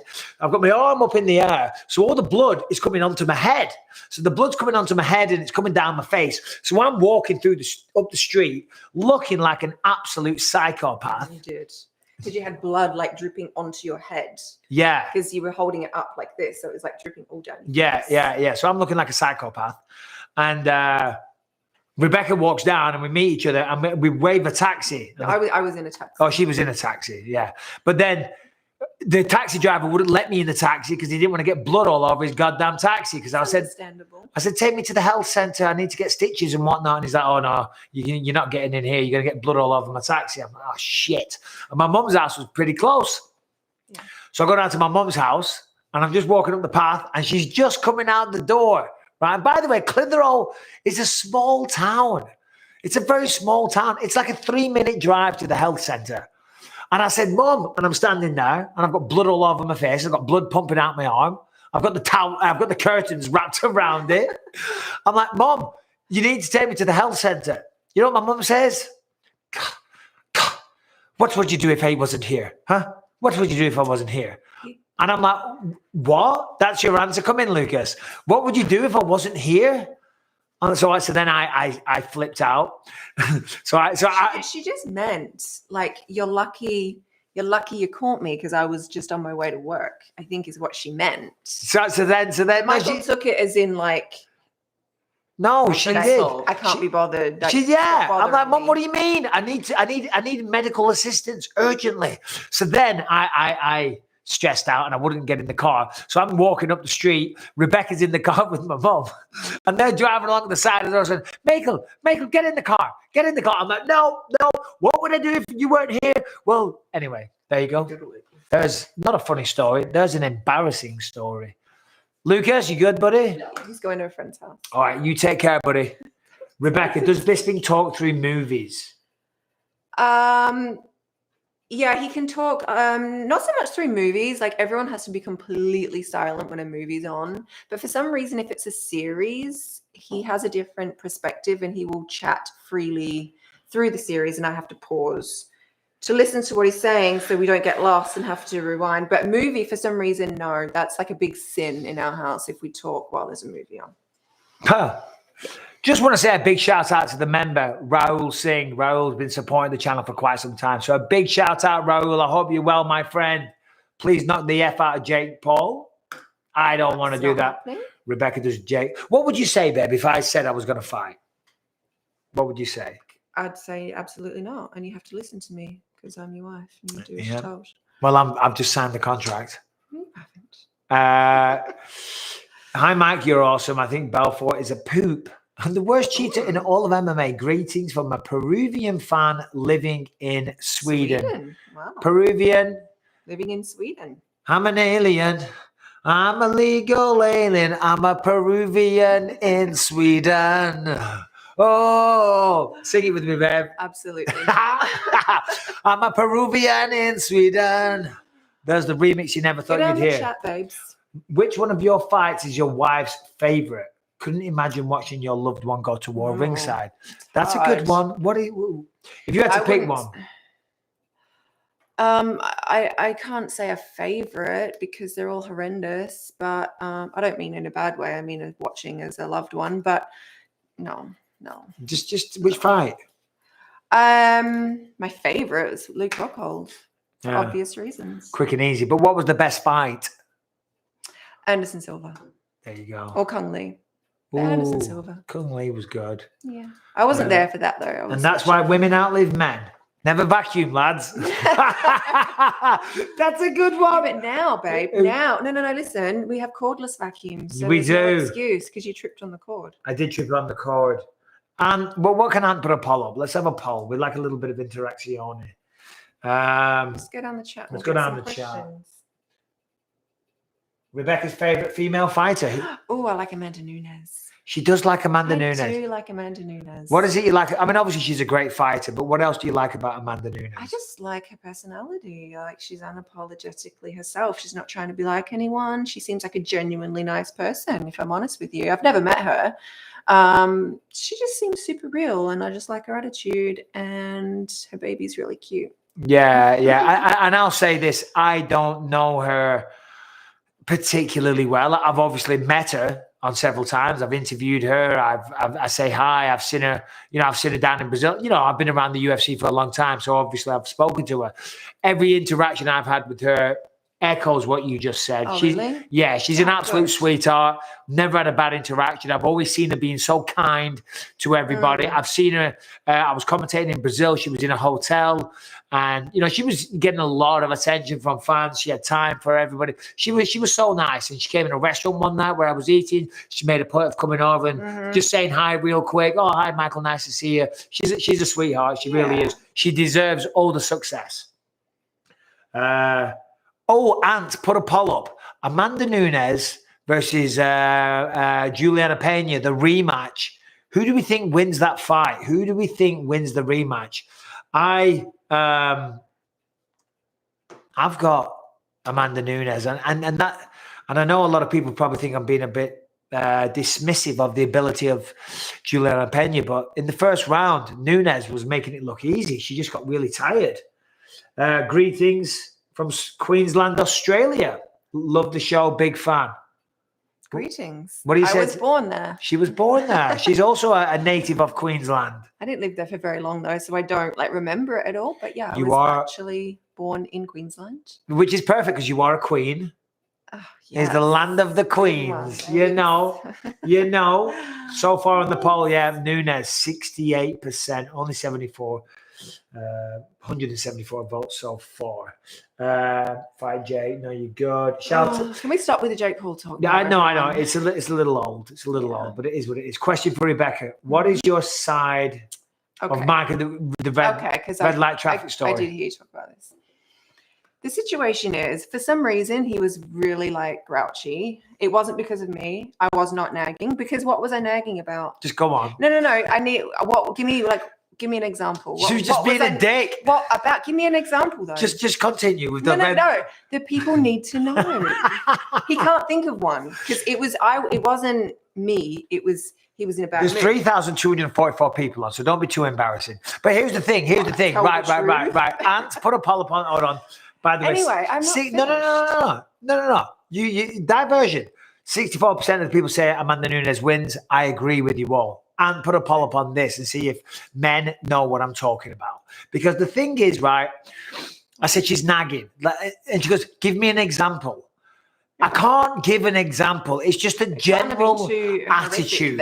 It's just a little dismissive on everything you say. It's just a little naggy, a little whiny, a little bitchy. Situation? Oh, yeah, the soy sauce. Stop. We were at the sushi and he's trying to get some soy sauce. It wasn't coming out the bottle. So I said, there's the camera, babe. I said, shake it. That triggered him so much because I said, shake it. He was like, I'm not going to shake it. That's ridiculous. I just need another bottle. And he reached over for another bottle. But from that moment on, he was just so irritated with everything that I said because I said, shake the soy sauce. So anyway, we were leaving. We're at a red light and it wasn't deserted. It's right by Target.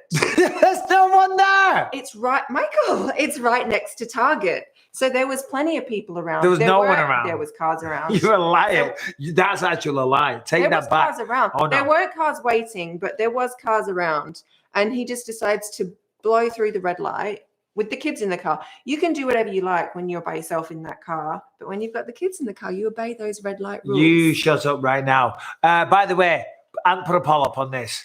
What kind of maniac says to shake the soy sauce? You got to give it a Stop. little shake. No, you don't. Soy sauce is going to go everywhere. It's very staining. You know what I mean? If you had that Very top on. staining. It's You've got to finesse it. You can't just shake it like crazy. You've got to give it a little shake. Shake the Bisping Civil. Hold on, what is it? Shake Rebecca the was right. Settled the Bisping Civil. Rebecca was right. Mike is right. Still not dragging me into family See, drama. I'm right. Rebecca was right at 45%. Shake that soy sauce. No. But he's never said that. Ant. Put a poll up on this, please, for the love of God. That's what they mean. No, who in their right mind shakes a bottle of soy sauce to get it out? You have It's to. not ketchup. It's not mustard. We're not. Blah, blah, blah. Soy sauce, you should pour it and it comes out. Yeah, but a sometimes stream. it doesn't. Like, just like the physics of it, it just. You got to look there. I know, it's so annoying. Stop when I looking do at that. yourself. I'm not. I'm just looking at us. But anyway, shake the soy sauce. That's what I said, and it like really seriously triggered him. It did. It did. I think Pena knows her lot in that fight and will train appropriately.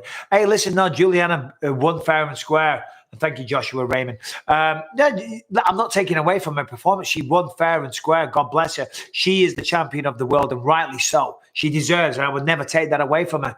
I was so surprised. I was so I surprised. was so surprised. I just feel that Amanda's going to rebound and come back stronger and win. Yeah. Mike, someone right-clicked and saved my NFT, and now they're laughing at me on Twitter. What can I do to stop them? Can I get them arrested? No, you can't. But that NFT that they have, or that screen image, or the picture, it is not the NFT. It will not be on the blockchain. You will not be able to prove or endorse it or verify it. So don't worry about it, mate. All right, we've got the poll on there. Guys, poll. Shake it, don't shake it. Taylor Swift it, shake it out, shake it off. You don't shake it off. You don't shake soy sauce. Mike is bringing you to the Gilpin Hotel. Congrats. Another plug for the Gilpin Hotel from Connor Sedgwick. Connor, you're smart. I didn't realize, here's what's going on now. Companies are like paying me to mention it. I can see that. Do you know what I mean? All right. Cheap advertising. It is. You're very smart people. Let's have a look. All right, let's go down. Who wins, Volkov or Rosenstrike? Who's Rosenstrike? God. My mind's gone blank. Jorginho. There we go. He's a fucking heavyweight, man. 59% of the soy sauce, no need to shake it. 40%. Sometimes you gotta shake it. Poll complete. And you didn't leave that one up for long, did you? Hi again, Mike. When are you in Sweden? Come to my shop. The best ice cream shop in Europe. Ice Swallow. Mm-hmm. Greetings from a Peruvian. You're a Peruvian in Sweden. And I swallow ice cream. All right, I want to see that fight, Nunes. Sterling versus Aldo instead of the duck. Don't know what that means. Damn, Michael. Mrs. Bisping is hot. You are. Does Rebecca have an OnlyFans? Oh, we were talking about this. No, I do not. Rebecca said to me yesterday, you know what? You know the Cash Me Outside girl? And put a poll up on this. Do people know who is the Cash Me Outside girl? Everyone knows her. Cash Me Outside. How about that? I don't really know who she is. But how about that? Do you know who that is? And seriously, put a poll up on that. She's got an OnlyFans. Do you know how much money she earned on her OnlyFans last year? You told me the other day. $52 million. Cash Me Outside girl earned $52 million on her OnlyFans. And she wasn't even naked. She left all her clothes on. So she goes, what can I do to earn my own money? I said I don't want to earn my own money. Rebecca could make millions. You know. Okay. Earned is the wrong word. You are correct there. Whoring yourself out, no doubt, being a little scandalous whore. All these people are paying money. Suggestive. Hi again, Mike. When are you in Sweden? Though, for all that, isn't she? I don't know. I don't know her age. I don't know much about her. Mike and Rebecca, would you rather have one leg surgically removed, no pain, or no bathing for the rest of your life? What would you do? Oh my gosh. You can't bathe for the rest of your life, or you have one leg removed. These questions. What an odd question. No pain. Yeah, 67%. Who the fuck is that? I'm sorry for even asking that question. 104 votes. But I'd put a poll up. That's a good one. Would you rather never bathe for the rest of your life or lose a leg?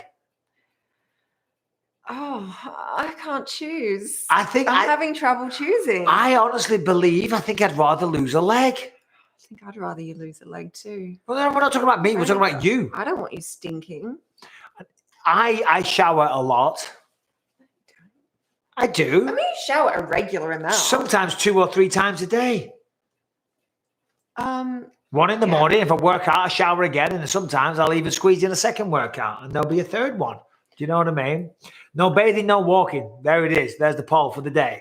Well, it's hard-hitting intellectual stuff on this channel today. It is. It is. If it's too much for you, if it's too highbrow, I apologize. Next time, we'll dumb it down again. Mike and Rebecca, huge fan of you both. Oh, yeah, we saw that one. It's 50. Oh, my God. Oh, 53% no bath. It was 50-50. But that means like no washing hair. Yeah, no washing. Oh, no. I'm going to have to say no legs. Could you imagine how bad you'd feel? Like, it's like gross. But apparently, if you stop washing your hair, it kind of like cleanses itself. The leg has to go. Yeah. And 55% said no bath. I mean, I get it. You want to hang on to your legs. I do understand that. Yeah. Paddy Pimblett, UFC London? I don't think so. I don't think he's going to be there. I mean, we haven't heard anything yet. Of course, it's early days. The main event hasn't even been officially announced, although I think the word's out. Paddy hasn't been announced. I think Darren Till's going to be co-main event. If Tom's main, I think Darren's going to fight co-main event. And I think Paddy will probably, because he's extremely popular, we know this, they'll probably bring him out and put him on an American pay-per-view. You know, they probably want to try and turn him into the next Conor McGregor. He's kind of got that star power, that charisma.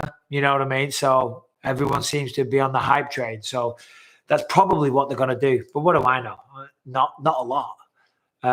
Show us some skin, Mikey B. I'm sure you'd make some money, like Bad Baby, aka Catch Me Outside. How about that? Oh, that's her name, Bad Baby. All right. Bad Baby. What would your name be? Your OnlyFans name? Rebecca, do you play Raid? Oh, what's Raid? Had an interview. The chat goes so quick. It's so hard to read. He had an interview with the Schmo. He said he plans to come back June, July. Who's that? Darren or Paddy? Shout out Harry, Apple Store, Tampa. Harry from the Apple Store in Tampa. Are you the guy? Because I went to the Apple Store in Tampa when I got my phone wet. These things, Harry? I don't know. It might have been. Do you remember the guy that served you in the Apple Store years ago? Well, I don't rate my phone. It's Harry. You sold me a phone, didn't you? And I was a nice guy to you. It took fucking hours, though. Hours. You got lucky, Harry. Because Michael's not the best in those kind of situations. Whoa. Where he has We've got thousands of people watching, babe. I'm sure they know. What are you doing to my... I have a reputation. Right about now, big up from Jamaica, you know. Right about now. Paddy's very feminine. Is he? Is he? It's the hair, I think. Well, he's not feminine. You should get GSP to come on. I know. Have you ever been often tried, never denied? I know you're ready to be tried again. I have no idea what that means. Are we going to get a co-main announcement for the July card next weekend? I don't know. I'm commentating tomorrow. I haven't heard anything. I just have a question. Why are they in such a hurry to go back to London? Because, yeah, they were great fights on that one time. But why? But it doesn't mean that it's going to be the same again. Do you know what I mean? What a negative, pessimistic, half-empty. But yeah, it was like the most unbelievable night of fights. But just because they go back to London doesn't mean they're going to have the same like unbelievable fights again. So I'm just a little bit like confused as to why they're like, oh my God, we have to go back there. Well, because they haven't been there in 3 years, it made them realize that there is a massive fan base. And but why London? Why not go to like Manchester? Well, because there's probably scheduling conflicts, and you know these arenas. You know they have things planned in advance, and they're like, you know what, we can go to London. There is an opening for them. We have a relationship with them, and that's about it. And put a poll up. Why are we going back to the O2? Basically, you don't know. All right. What would Mike's OnlyFans be called? Conceive, believe. I am now relieved. That's a good one. Left hand Larry. Oh, and Nice. other right below. Oh, and What do men do on OnlyFans? I don't know. Rampage Jackson has an OnlyFans. It's all about his weight loss journey. Yeah, but It's going to be a long journey. Women, I guess. Hey, Bisping, big fan from Birmingham, UK. Been watching you since the Brian Stan fight. Any chance I can get some signed memorabilia? I mean, if you ever meet me. No offense, but we don't send that. No, I do sometimes. People send stuff. But do you know...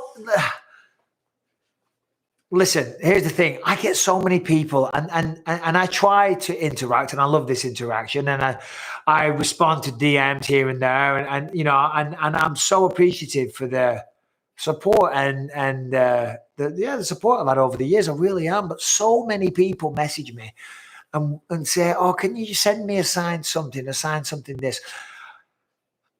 I would forever be going down to the goddamn post office. Well, I would be. Well, you would finding something, right? I don't have a limitless supply of gloves to give away. Yeah, it's always a glove. They always want, can you send me a signed glove? I mean, if it's charity or for a good cause, of course I would. But people always want signed gloves and stuff like that. I don't have a limitless supply of gloves. And then the gloves that I do have, I've got to sign it, I've got to package it, I've got to go down the post office, I've got to pay for the postage, right? I've got many things I need to do in my own life that are not done. I have many emails that I only responded to. I do not have the time to be popping down the post office every 2 minutes. I apologize. I wish I could be. Very All right. true. We've got a question from Reed K. I know we can't speak on things that haven't happened yet. An alternate universe will Chael Sonnen and crushes Anderson Silva for 5 rounds and then beats John Jones via doctor stoppage, broken toe. Would he have been the GOAT? Also, what's your favorite 5 albums from now and all time? Well, I'm going to ignore the first stupid part. Very, very funny scenario, though. Favorite 5 albums of all time.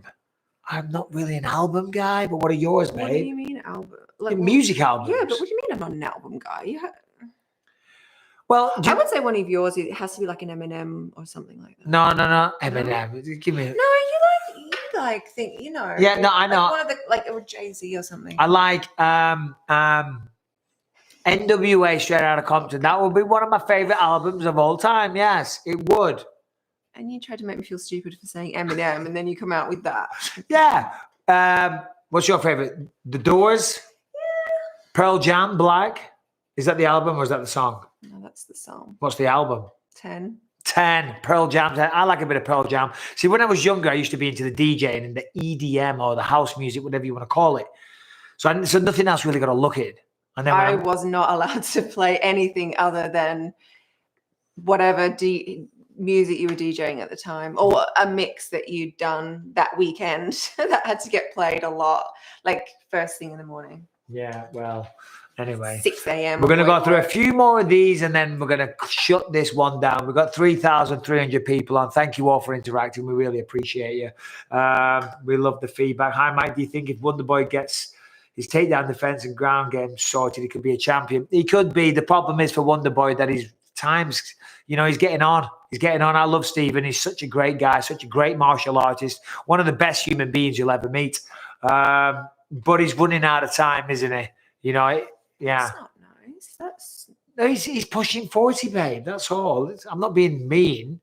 I think he would say he could, but any lesser known submissions or tricks that you hit while training that we didn't see in the octagon? There's a lot of stuff I did in training that I never did in the octagon. I've got a pretty good ground game, believe it or not. I know a lot of submissions and stuff like that, but I never went for it. Why? I don't know. Hello, Mike and Rebecca. Mike, do you reckon you'll ever do a video of you reacting to street fight compilations on YouTube? That's a good idea. That's a good idea. And put a poll up. What do we want to see? But I'm going to go down the bottom chat here. Oh, lucky Harry. Rebecca looking extra, extra fine today. Oh, thank you very much. John Morgan still needs to do his 10 push-ups. What's your favorite of the early UFC guys who did actual MMA and just not one style? Do you know what? This is going to be a shock to you, but I knew nothing about the UFC, about MMA, anything to do with that shortly before I started training for it. I wasn't a fan. I didn't even know that it I mean, I knew the ultimate. I didn't know about its existence before you started. Yeah, I knew. I was at the Jiu-Jitsu World Championships in 1995 in Auckland, New Zealand, and I was staying in a youth hostel. And I remember in the kitchen one day on like a computer or something, because they didn't have laptops back then. But they had a VHS, a video. They were watching the the UFC, the first one, and everyone was watching it and stuff.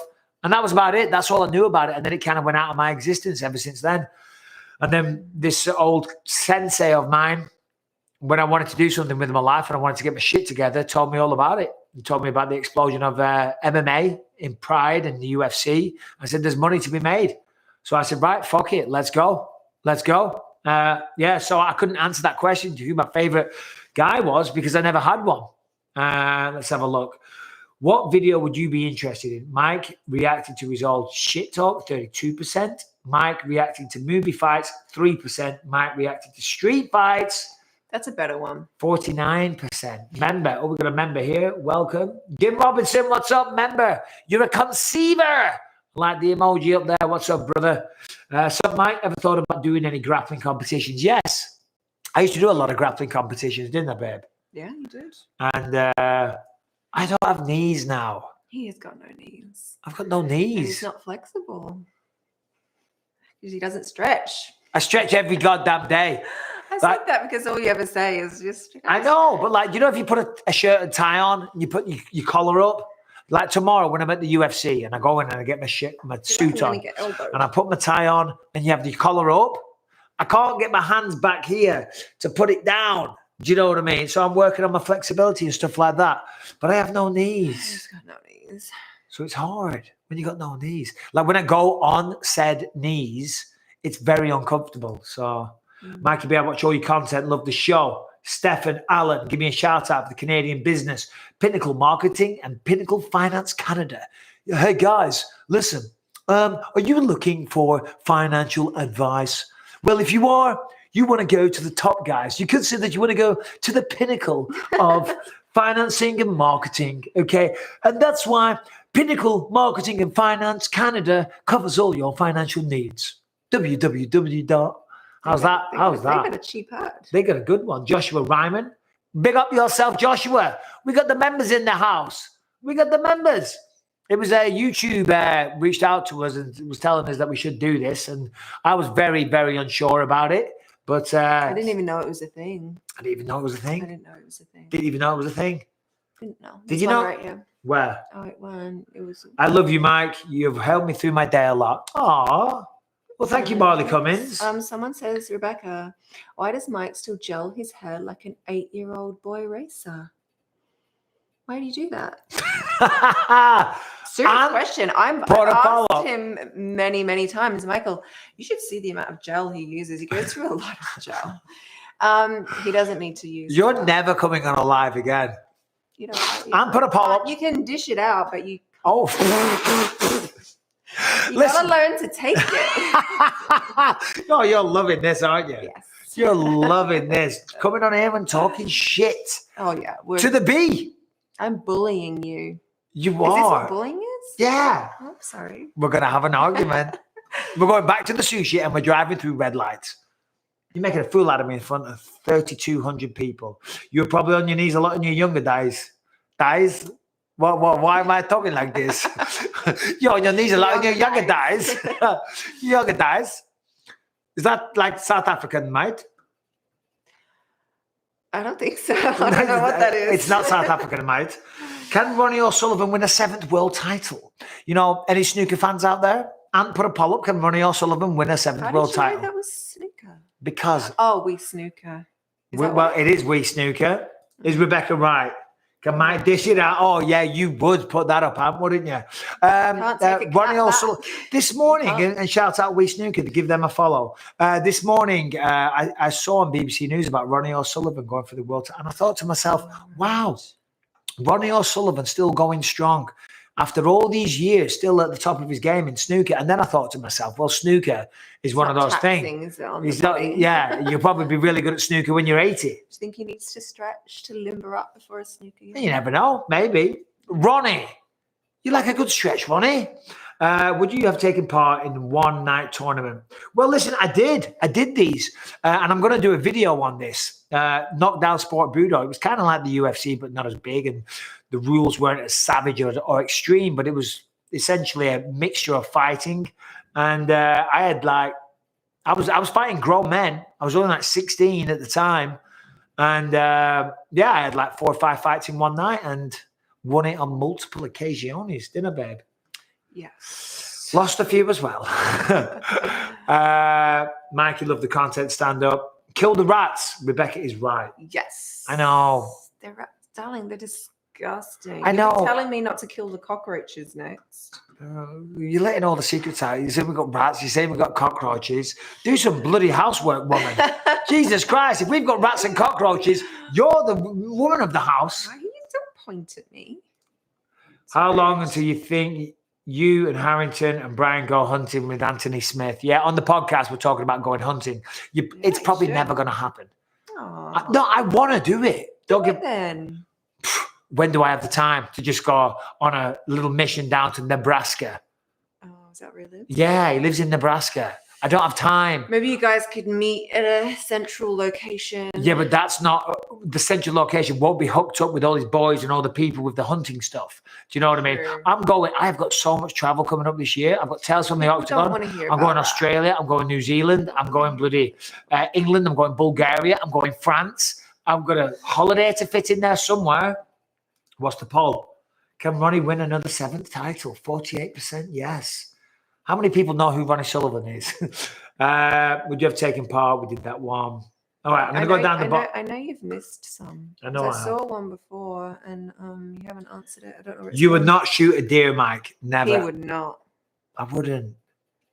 Which is the funny thing, because I did work as a slaughterman when I was younger. I was very young. Were we together? No, we weren't together. And we would kill 500 cows a day. And I killed a lot of them. A lot of them. It's a gruesome business. Didn't do it for very long. But these days I couldn't do that. I couldn't shoot a deer and put a poll up. And I'm serious about this one. Like, could you do that? Could you do that? Rahul Singh in the chat. I couldn't look through a target. And maybe I'm a pussy for this. If I had to eat, of course, no problem. No problem. Yeah, if you had to feed us. Yeah, if I was feeding my family like this, I would not have an issue with it whatsoever. But just for pure fun, for pure sport, I don't think I could look through the sight of a gun from 200 yards away. The deer has no idea, and it's he's just nibbling away. He's just grazing away on a nice bit of grass, and his little Bambi, he's like finding the feet, finding the legs, looking at the mother for guidance on what to do and where to go. And I couldn't go and blow its brains out. No, I don't think. Now, if I was going to eat that thing and I was hungry, of course I could. But what should Mike hunt with? Rifle, bow, noodles. 44% on the noodles. No, but I want to know, Anne, could they shoot the Bambi? Put a poll up on that. I do want to know. Could you guys shoot an innocent animal from a distance for fun? Just for fun. Are you going to have Michael Jarre White and Scott Adkins on your podcast? I would love to. Loved working with them. Both great guys, both great actors, fantastic martial artists. They really are. And just awesome human beings. Mike, should anyone trust Hamzat Chimaev to babysit their kids? I don't know. Would you do that? Would you trust Hamzat with your kids? I don't know. Hamzat. Odd question. Nah, boy, my aim is trash. Not for fun, but for me, yes. Correct. Yes. Rebecca, tell Mike you guys need better merchandise for the fans. I'm a huge fan of you both, and I watch all your videos. I've been working on creating some shirts for you fans. May I contact you? Yes. And we need an email address for people to contact us for business inquiries and merchandise and animations. You do need to do some we need something like that. Tiger Belly do good merch. Yeah, we're going to get some merch going for BYM and for the channel here. Could you shoot an animal? 47% yes, 31% no. Don't know until the time came, 22%. Yeah, I think I could be peer pressured into doing it. No. That's terrible. Oh my gosh. William I see that. William Barrios, you're an achiever. Welcome to the channel. Welcome to the membership. Mike, should anyone trust Hamza? No, they shouldn't. I watch all your videos. Yeah, we spoke about that. Rebecca, tell Mike we did that one. May you please stop tipping off fighters to what their opponent is doing when you commentate. So here's the thing. I commentated recently at some events where there was big crowds. So when I'm talking now, I'm not tipping off the fighters I because was going to say, I don't think they'll be able to hear because you. they can't hear shit. They have a hard time hearing their cornermen, let alone the commentators talking like this at the side of the octagon with 20,000 people in an arena. Granted, to your point, what you're talking about is in the apex where it's not as loud. These days, there is a crowd, though. It used to be there was no one in there. Now there is a select VIP crowd.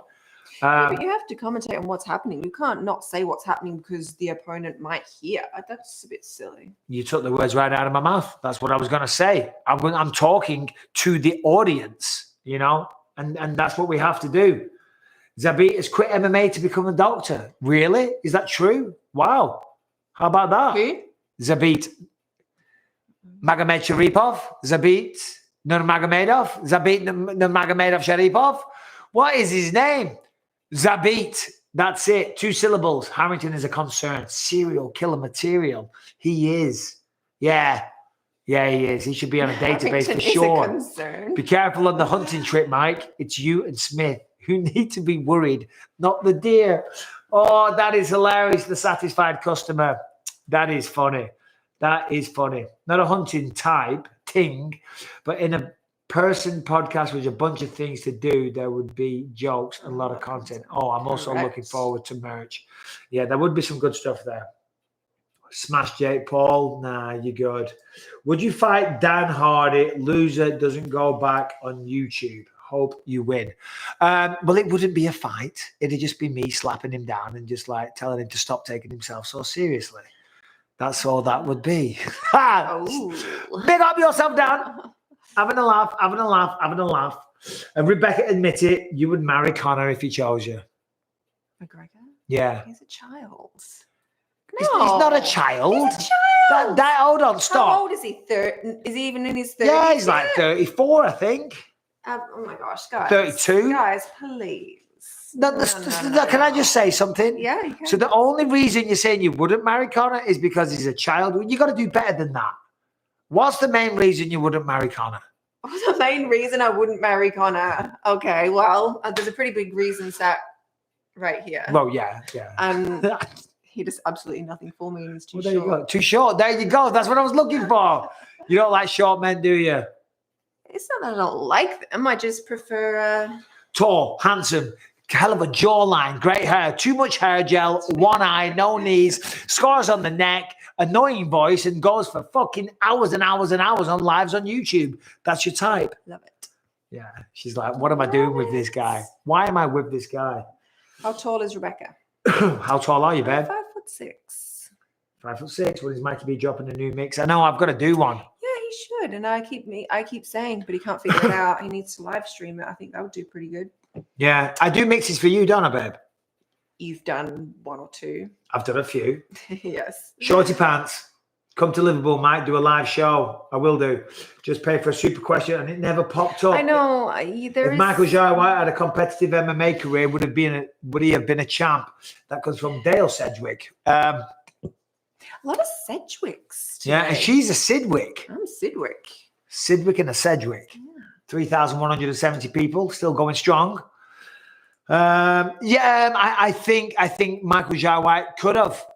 Yeah, for sure. We had a little move around. We had a little spar when I worked with him on a movie called Triple Threat. If you haven't seen Triple Threat, it's on Netflix. Check it out. Very good martial arts movie. Also, Never Back Down Revolt is on there on Netflix. That's the movie that I was in recently. Check that out. What was the question? Jai White, he could have done. I don't see why not. He's a very good martial artist. He's a big man. He's a hell of an athlete. He's very strong. He's very fast. Could have done, but it's not the path that he chose. Mate, thank you for the years of entertainment. Beer's on me, mate. Well, you're a good man, Sid. Appreciate you, mate. Oh, a beer does sound good. Oh, God. He does love a beer. I do love a beer. think the opposite. I do. No, but I'm not a drinker, am I? No. No. No, you don't like Get drunk. Get drunk, no, because I wouldn't. That would drive me crazy. I couldn't deal with that. Yeah. But like, yeah, you like to have a few drinks of a night. Like it gets to a certain time. I'd say like, I don't know, Get over here for the microphone. 5.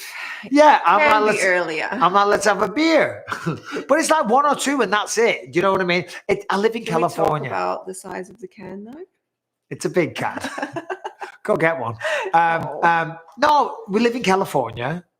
I'm very lucky. I had a good career. We've got a very nice house. We're blessed. I don't like it when people say that. It sounds a bit cheesy, but it's true. We're very lucky. We've had a good life. And we've got a nice house. And I've got a swimming pool. And the sun's shining. And I work my ass off all day. And I'm like, okay, should we sit out by the pool and have a nice beer? Sounds lovely. What's the point in living in California and having a swimming pool if you can't sit outside in the sun and crack a cold one? Someone said he's enough on your hands when you're sober. Yeah, but I don't get drunk, do I, babe? Really? No. When was the last time you saw me drunk? Like really drunk? Yeah. A long time ago. Yeah, see? See, I have this reputation for being intoxicated. All right. What video next week? Top 5 fake tough guys. Top 5 greatest UFC fights. Top 5 MMA insults. And the people want the top 5 fake tough guys. Yeah, mate. Get on the beers. What's this one here? Hi, Mike. Could you do an interview with Alexander Rakic before his fight with Blachowicz?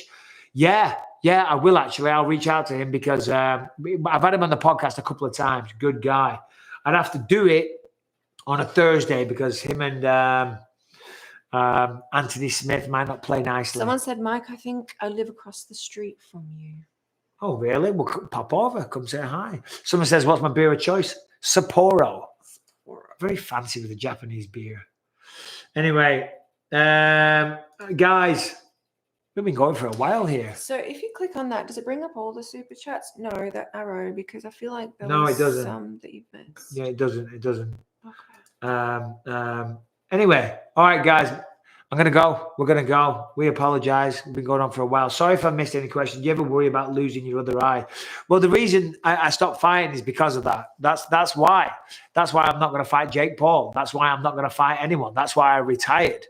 I was cheating and conning my way to the octagon for years, weren't I, babe? Mm-hmm. And it was extremely stressful, always thinking I was going to get pulled from the fight at the last minute, always thinking that, you know, I'm going to get found out and I'm going to do a training camp. I'm going to fly to the other side of the world with a bunch of teammates and pay for the flights and hotels and have to pay them for their services for the training camp. And then at the last minute, get pulled from the fight when I have my medical. It was very, very stressful. And then after my last fight, I started having issues in my good eye. And I was like, well, I can't do it anymore. So that was why I retired. And that's why I'm not going to that's why I laugh at Jake Paul. I'm 43 years old and I've got one eye and he's calling me out. Get a bit of self-respect. Yeah.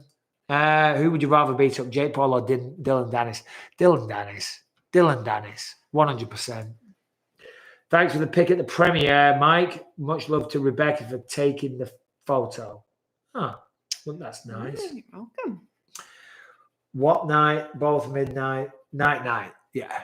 Well, I think that's a good place to end. Say goodbye to everybody. Look at the camera, babe. Okay, goodbye, everybody. Thank you. We'll be back with another one soon, won't we? Yes, you can't help but looking at yourself. You got to look straight. See the camera? That's the camera. It's so far away. I know. Well, guys, we are going to go. Thank you all for tuning in. Thank you for supporting the channel. We'll be back with a bunch of content next week. Subscribe, ring the bell. You're all subscribed because I think that's how you have to be subscribed to watch the live. But you're not ringing the bell. A lot of you missing content. A lot of you missing the lives. What does ringing the bell do? You get a notification when and there's Lucas. Oh, look at that picture. You better answer it. On that note, we're going to end this. Guys, enjoy your weekends. Tune in ESPN tomorrow, big ESPN. If you're in America, that is, of course. I'll be commentating the fights. Myself, Dominic Cruz, and John Anik. Marlon Chito Vera taking on Rob Font in the main event. Great night of fights as well. Great undercard.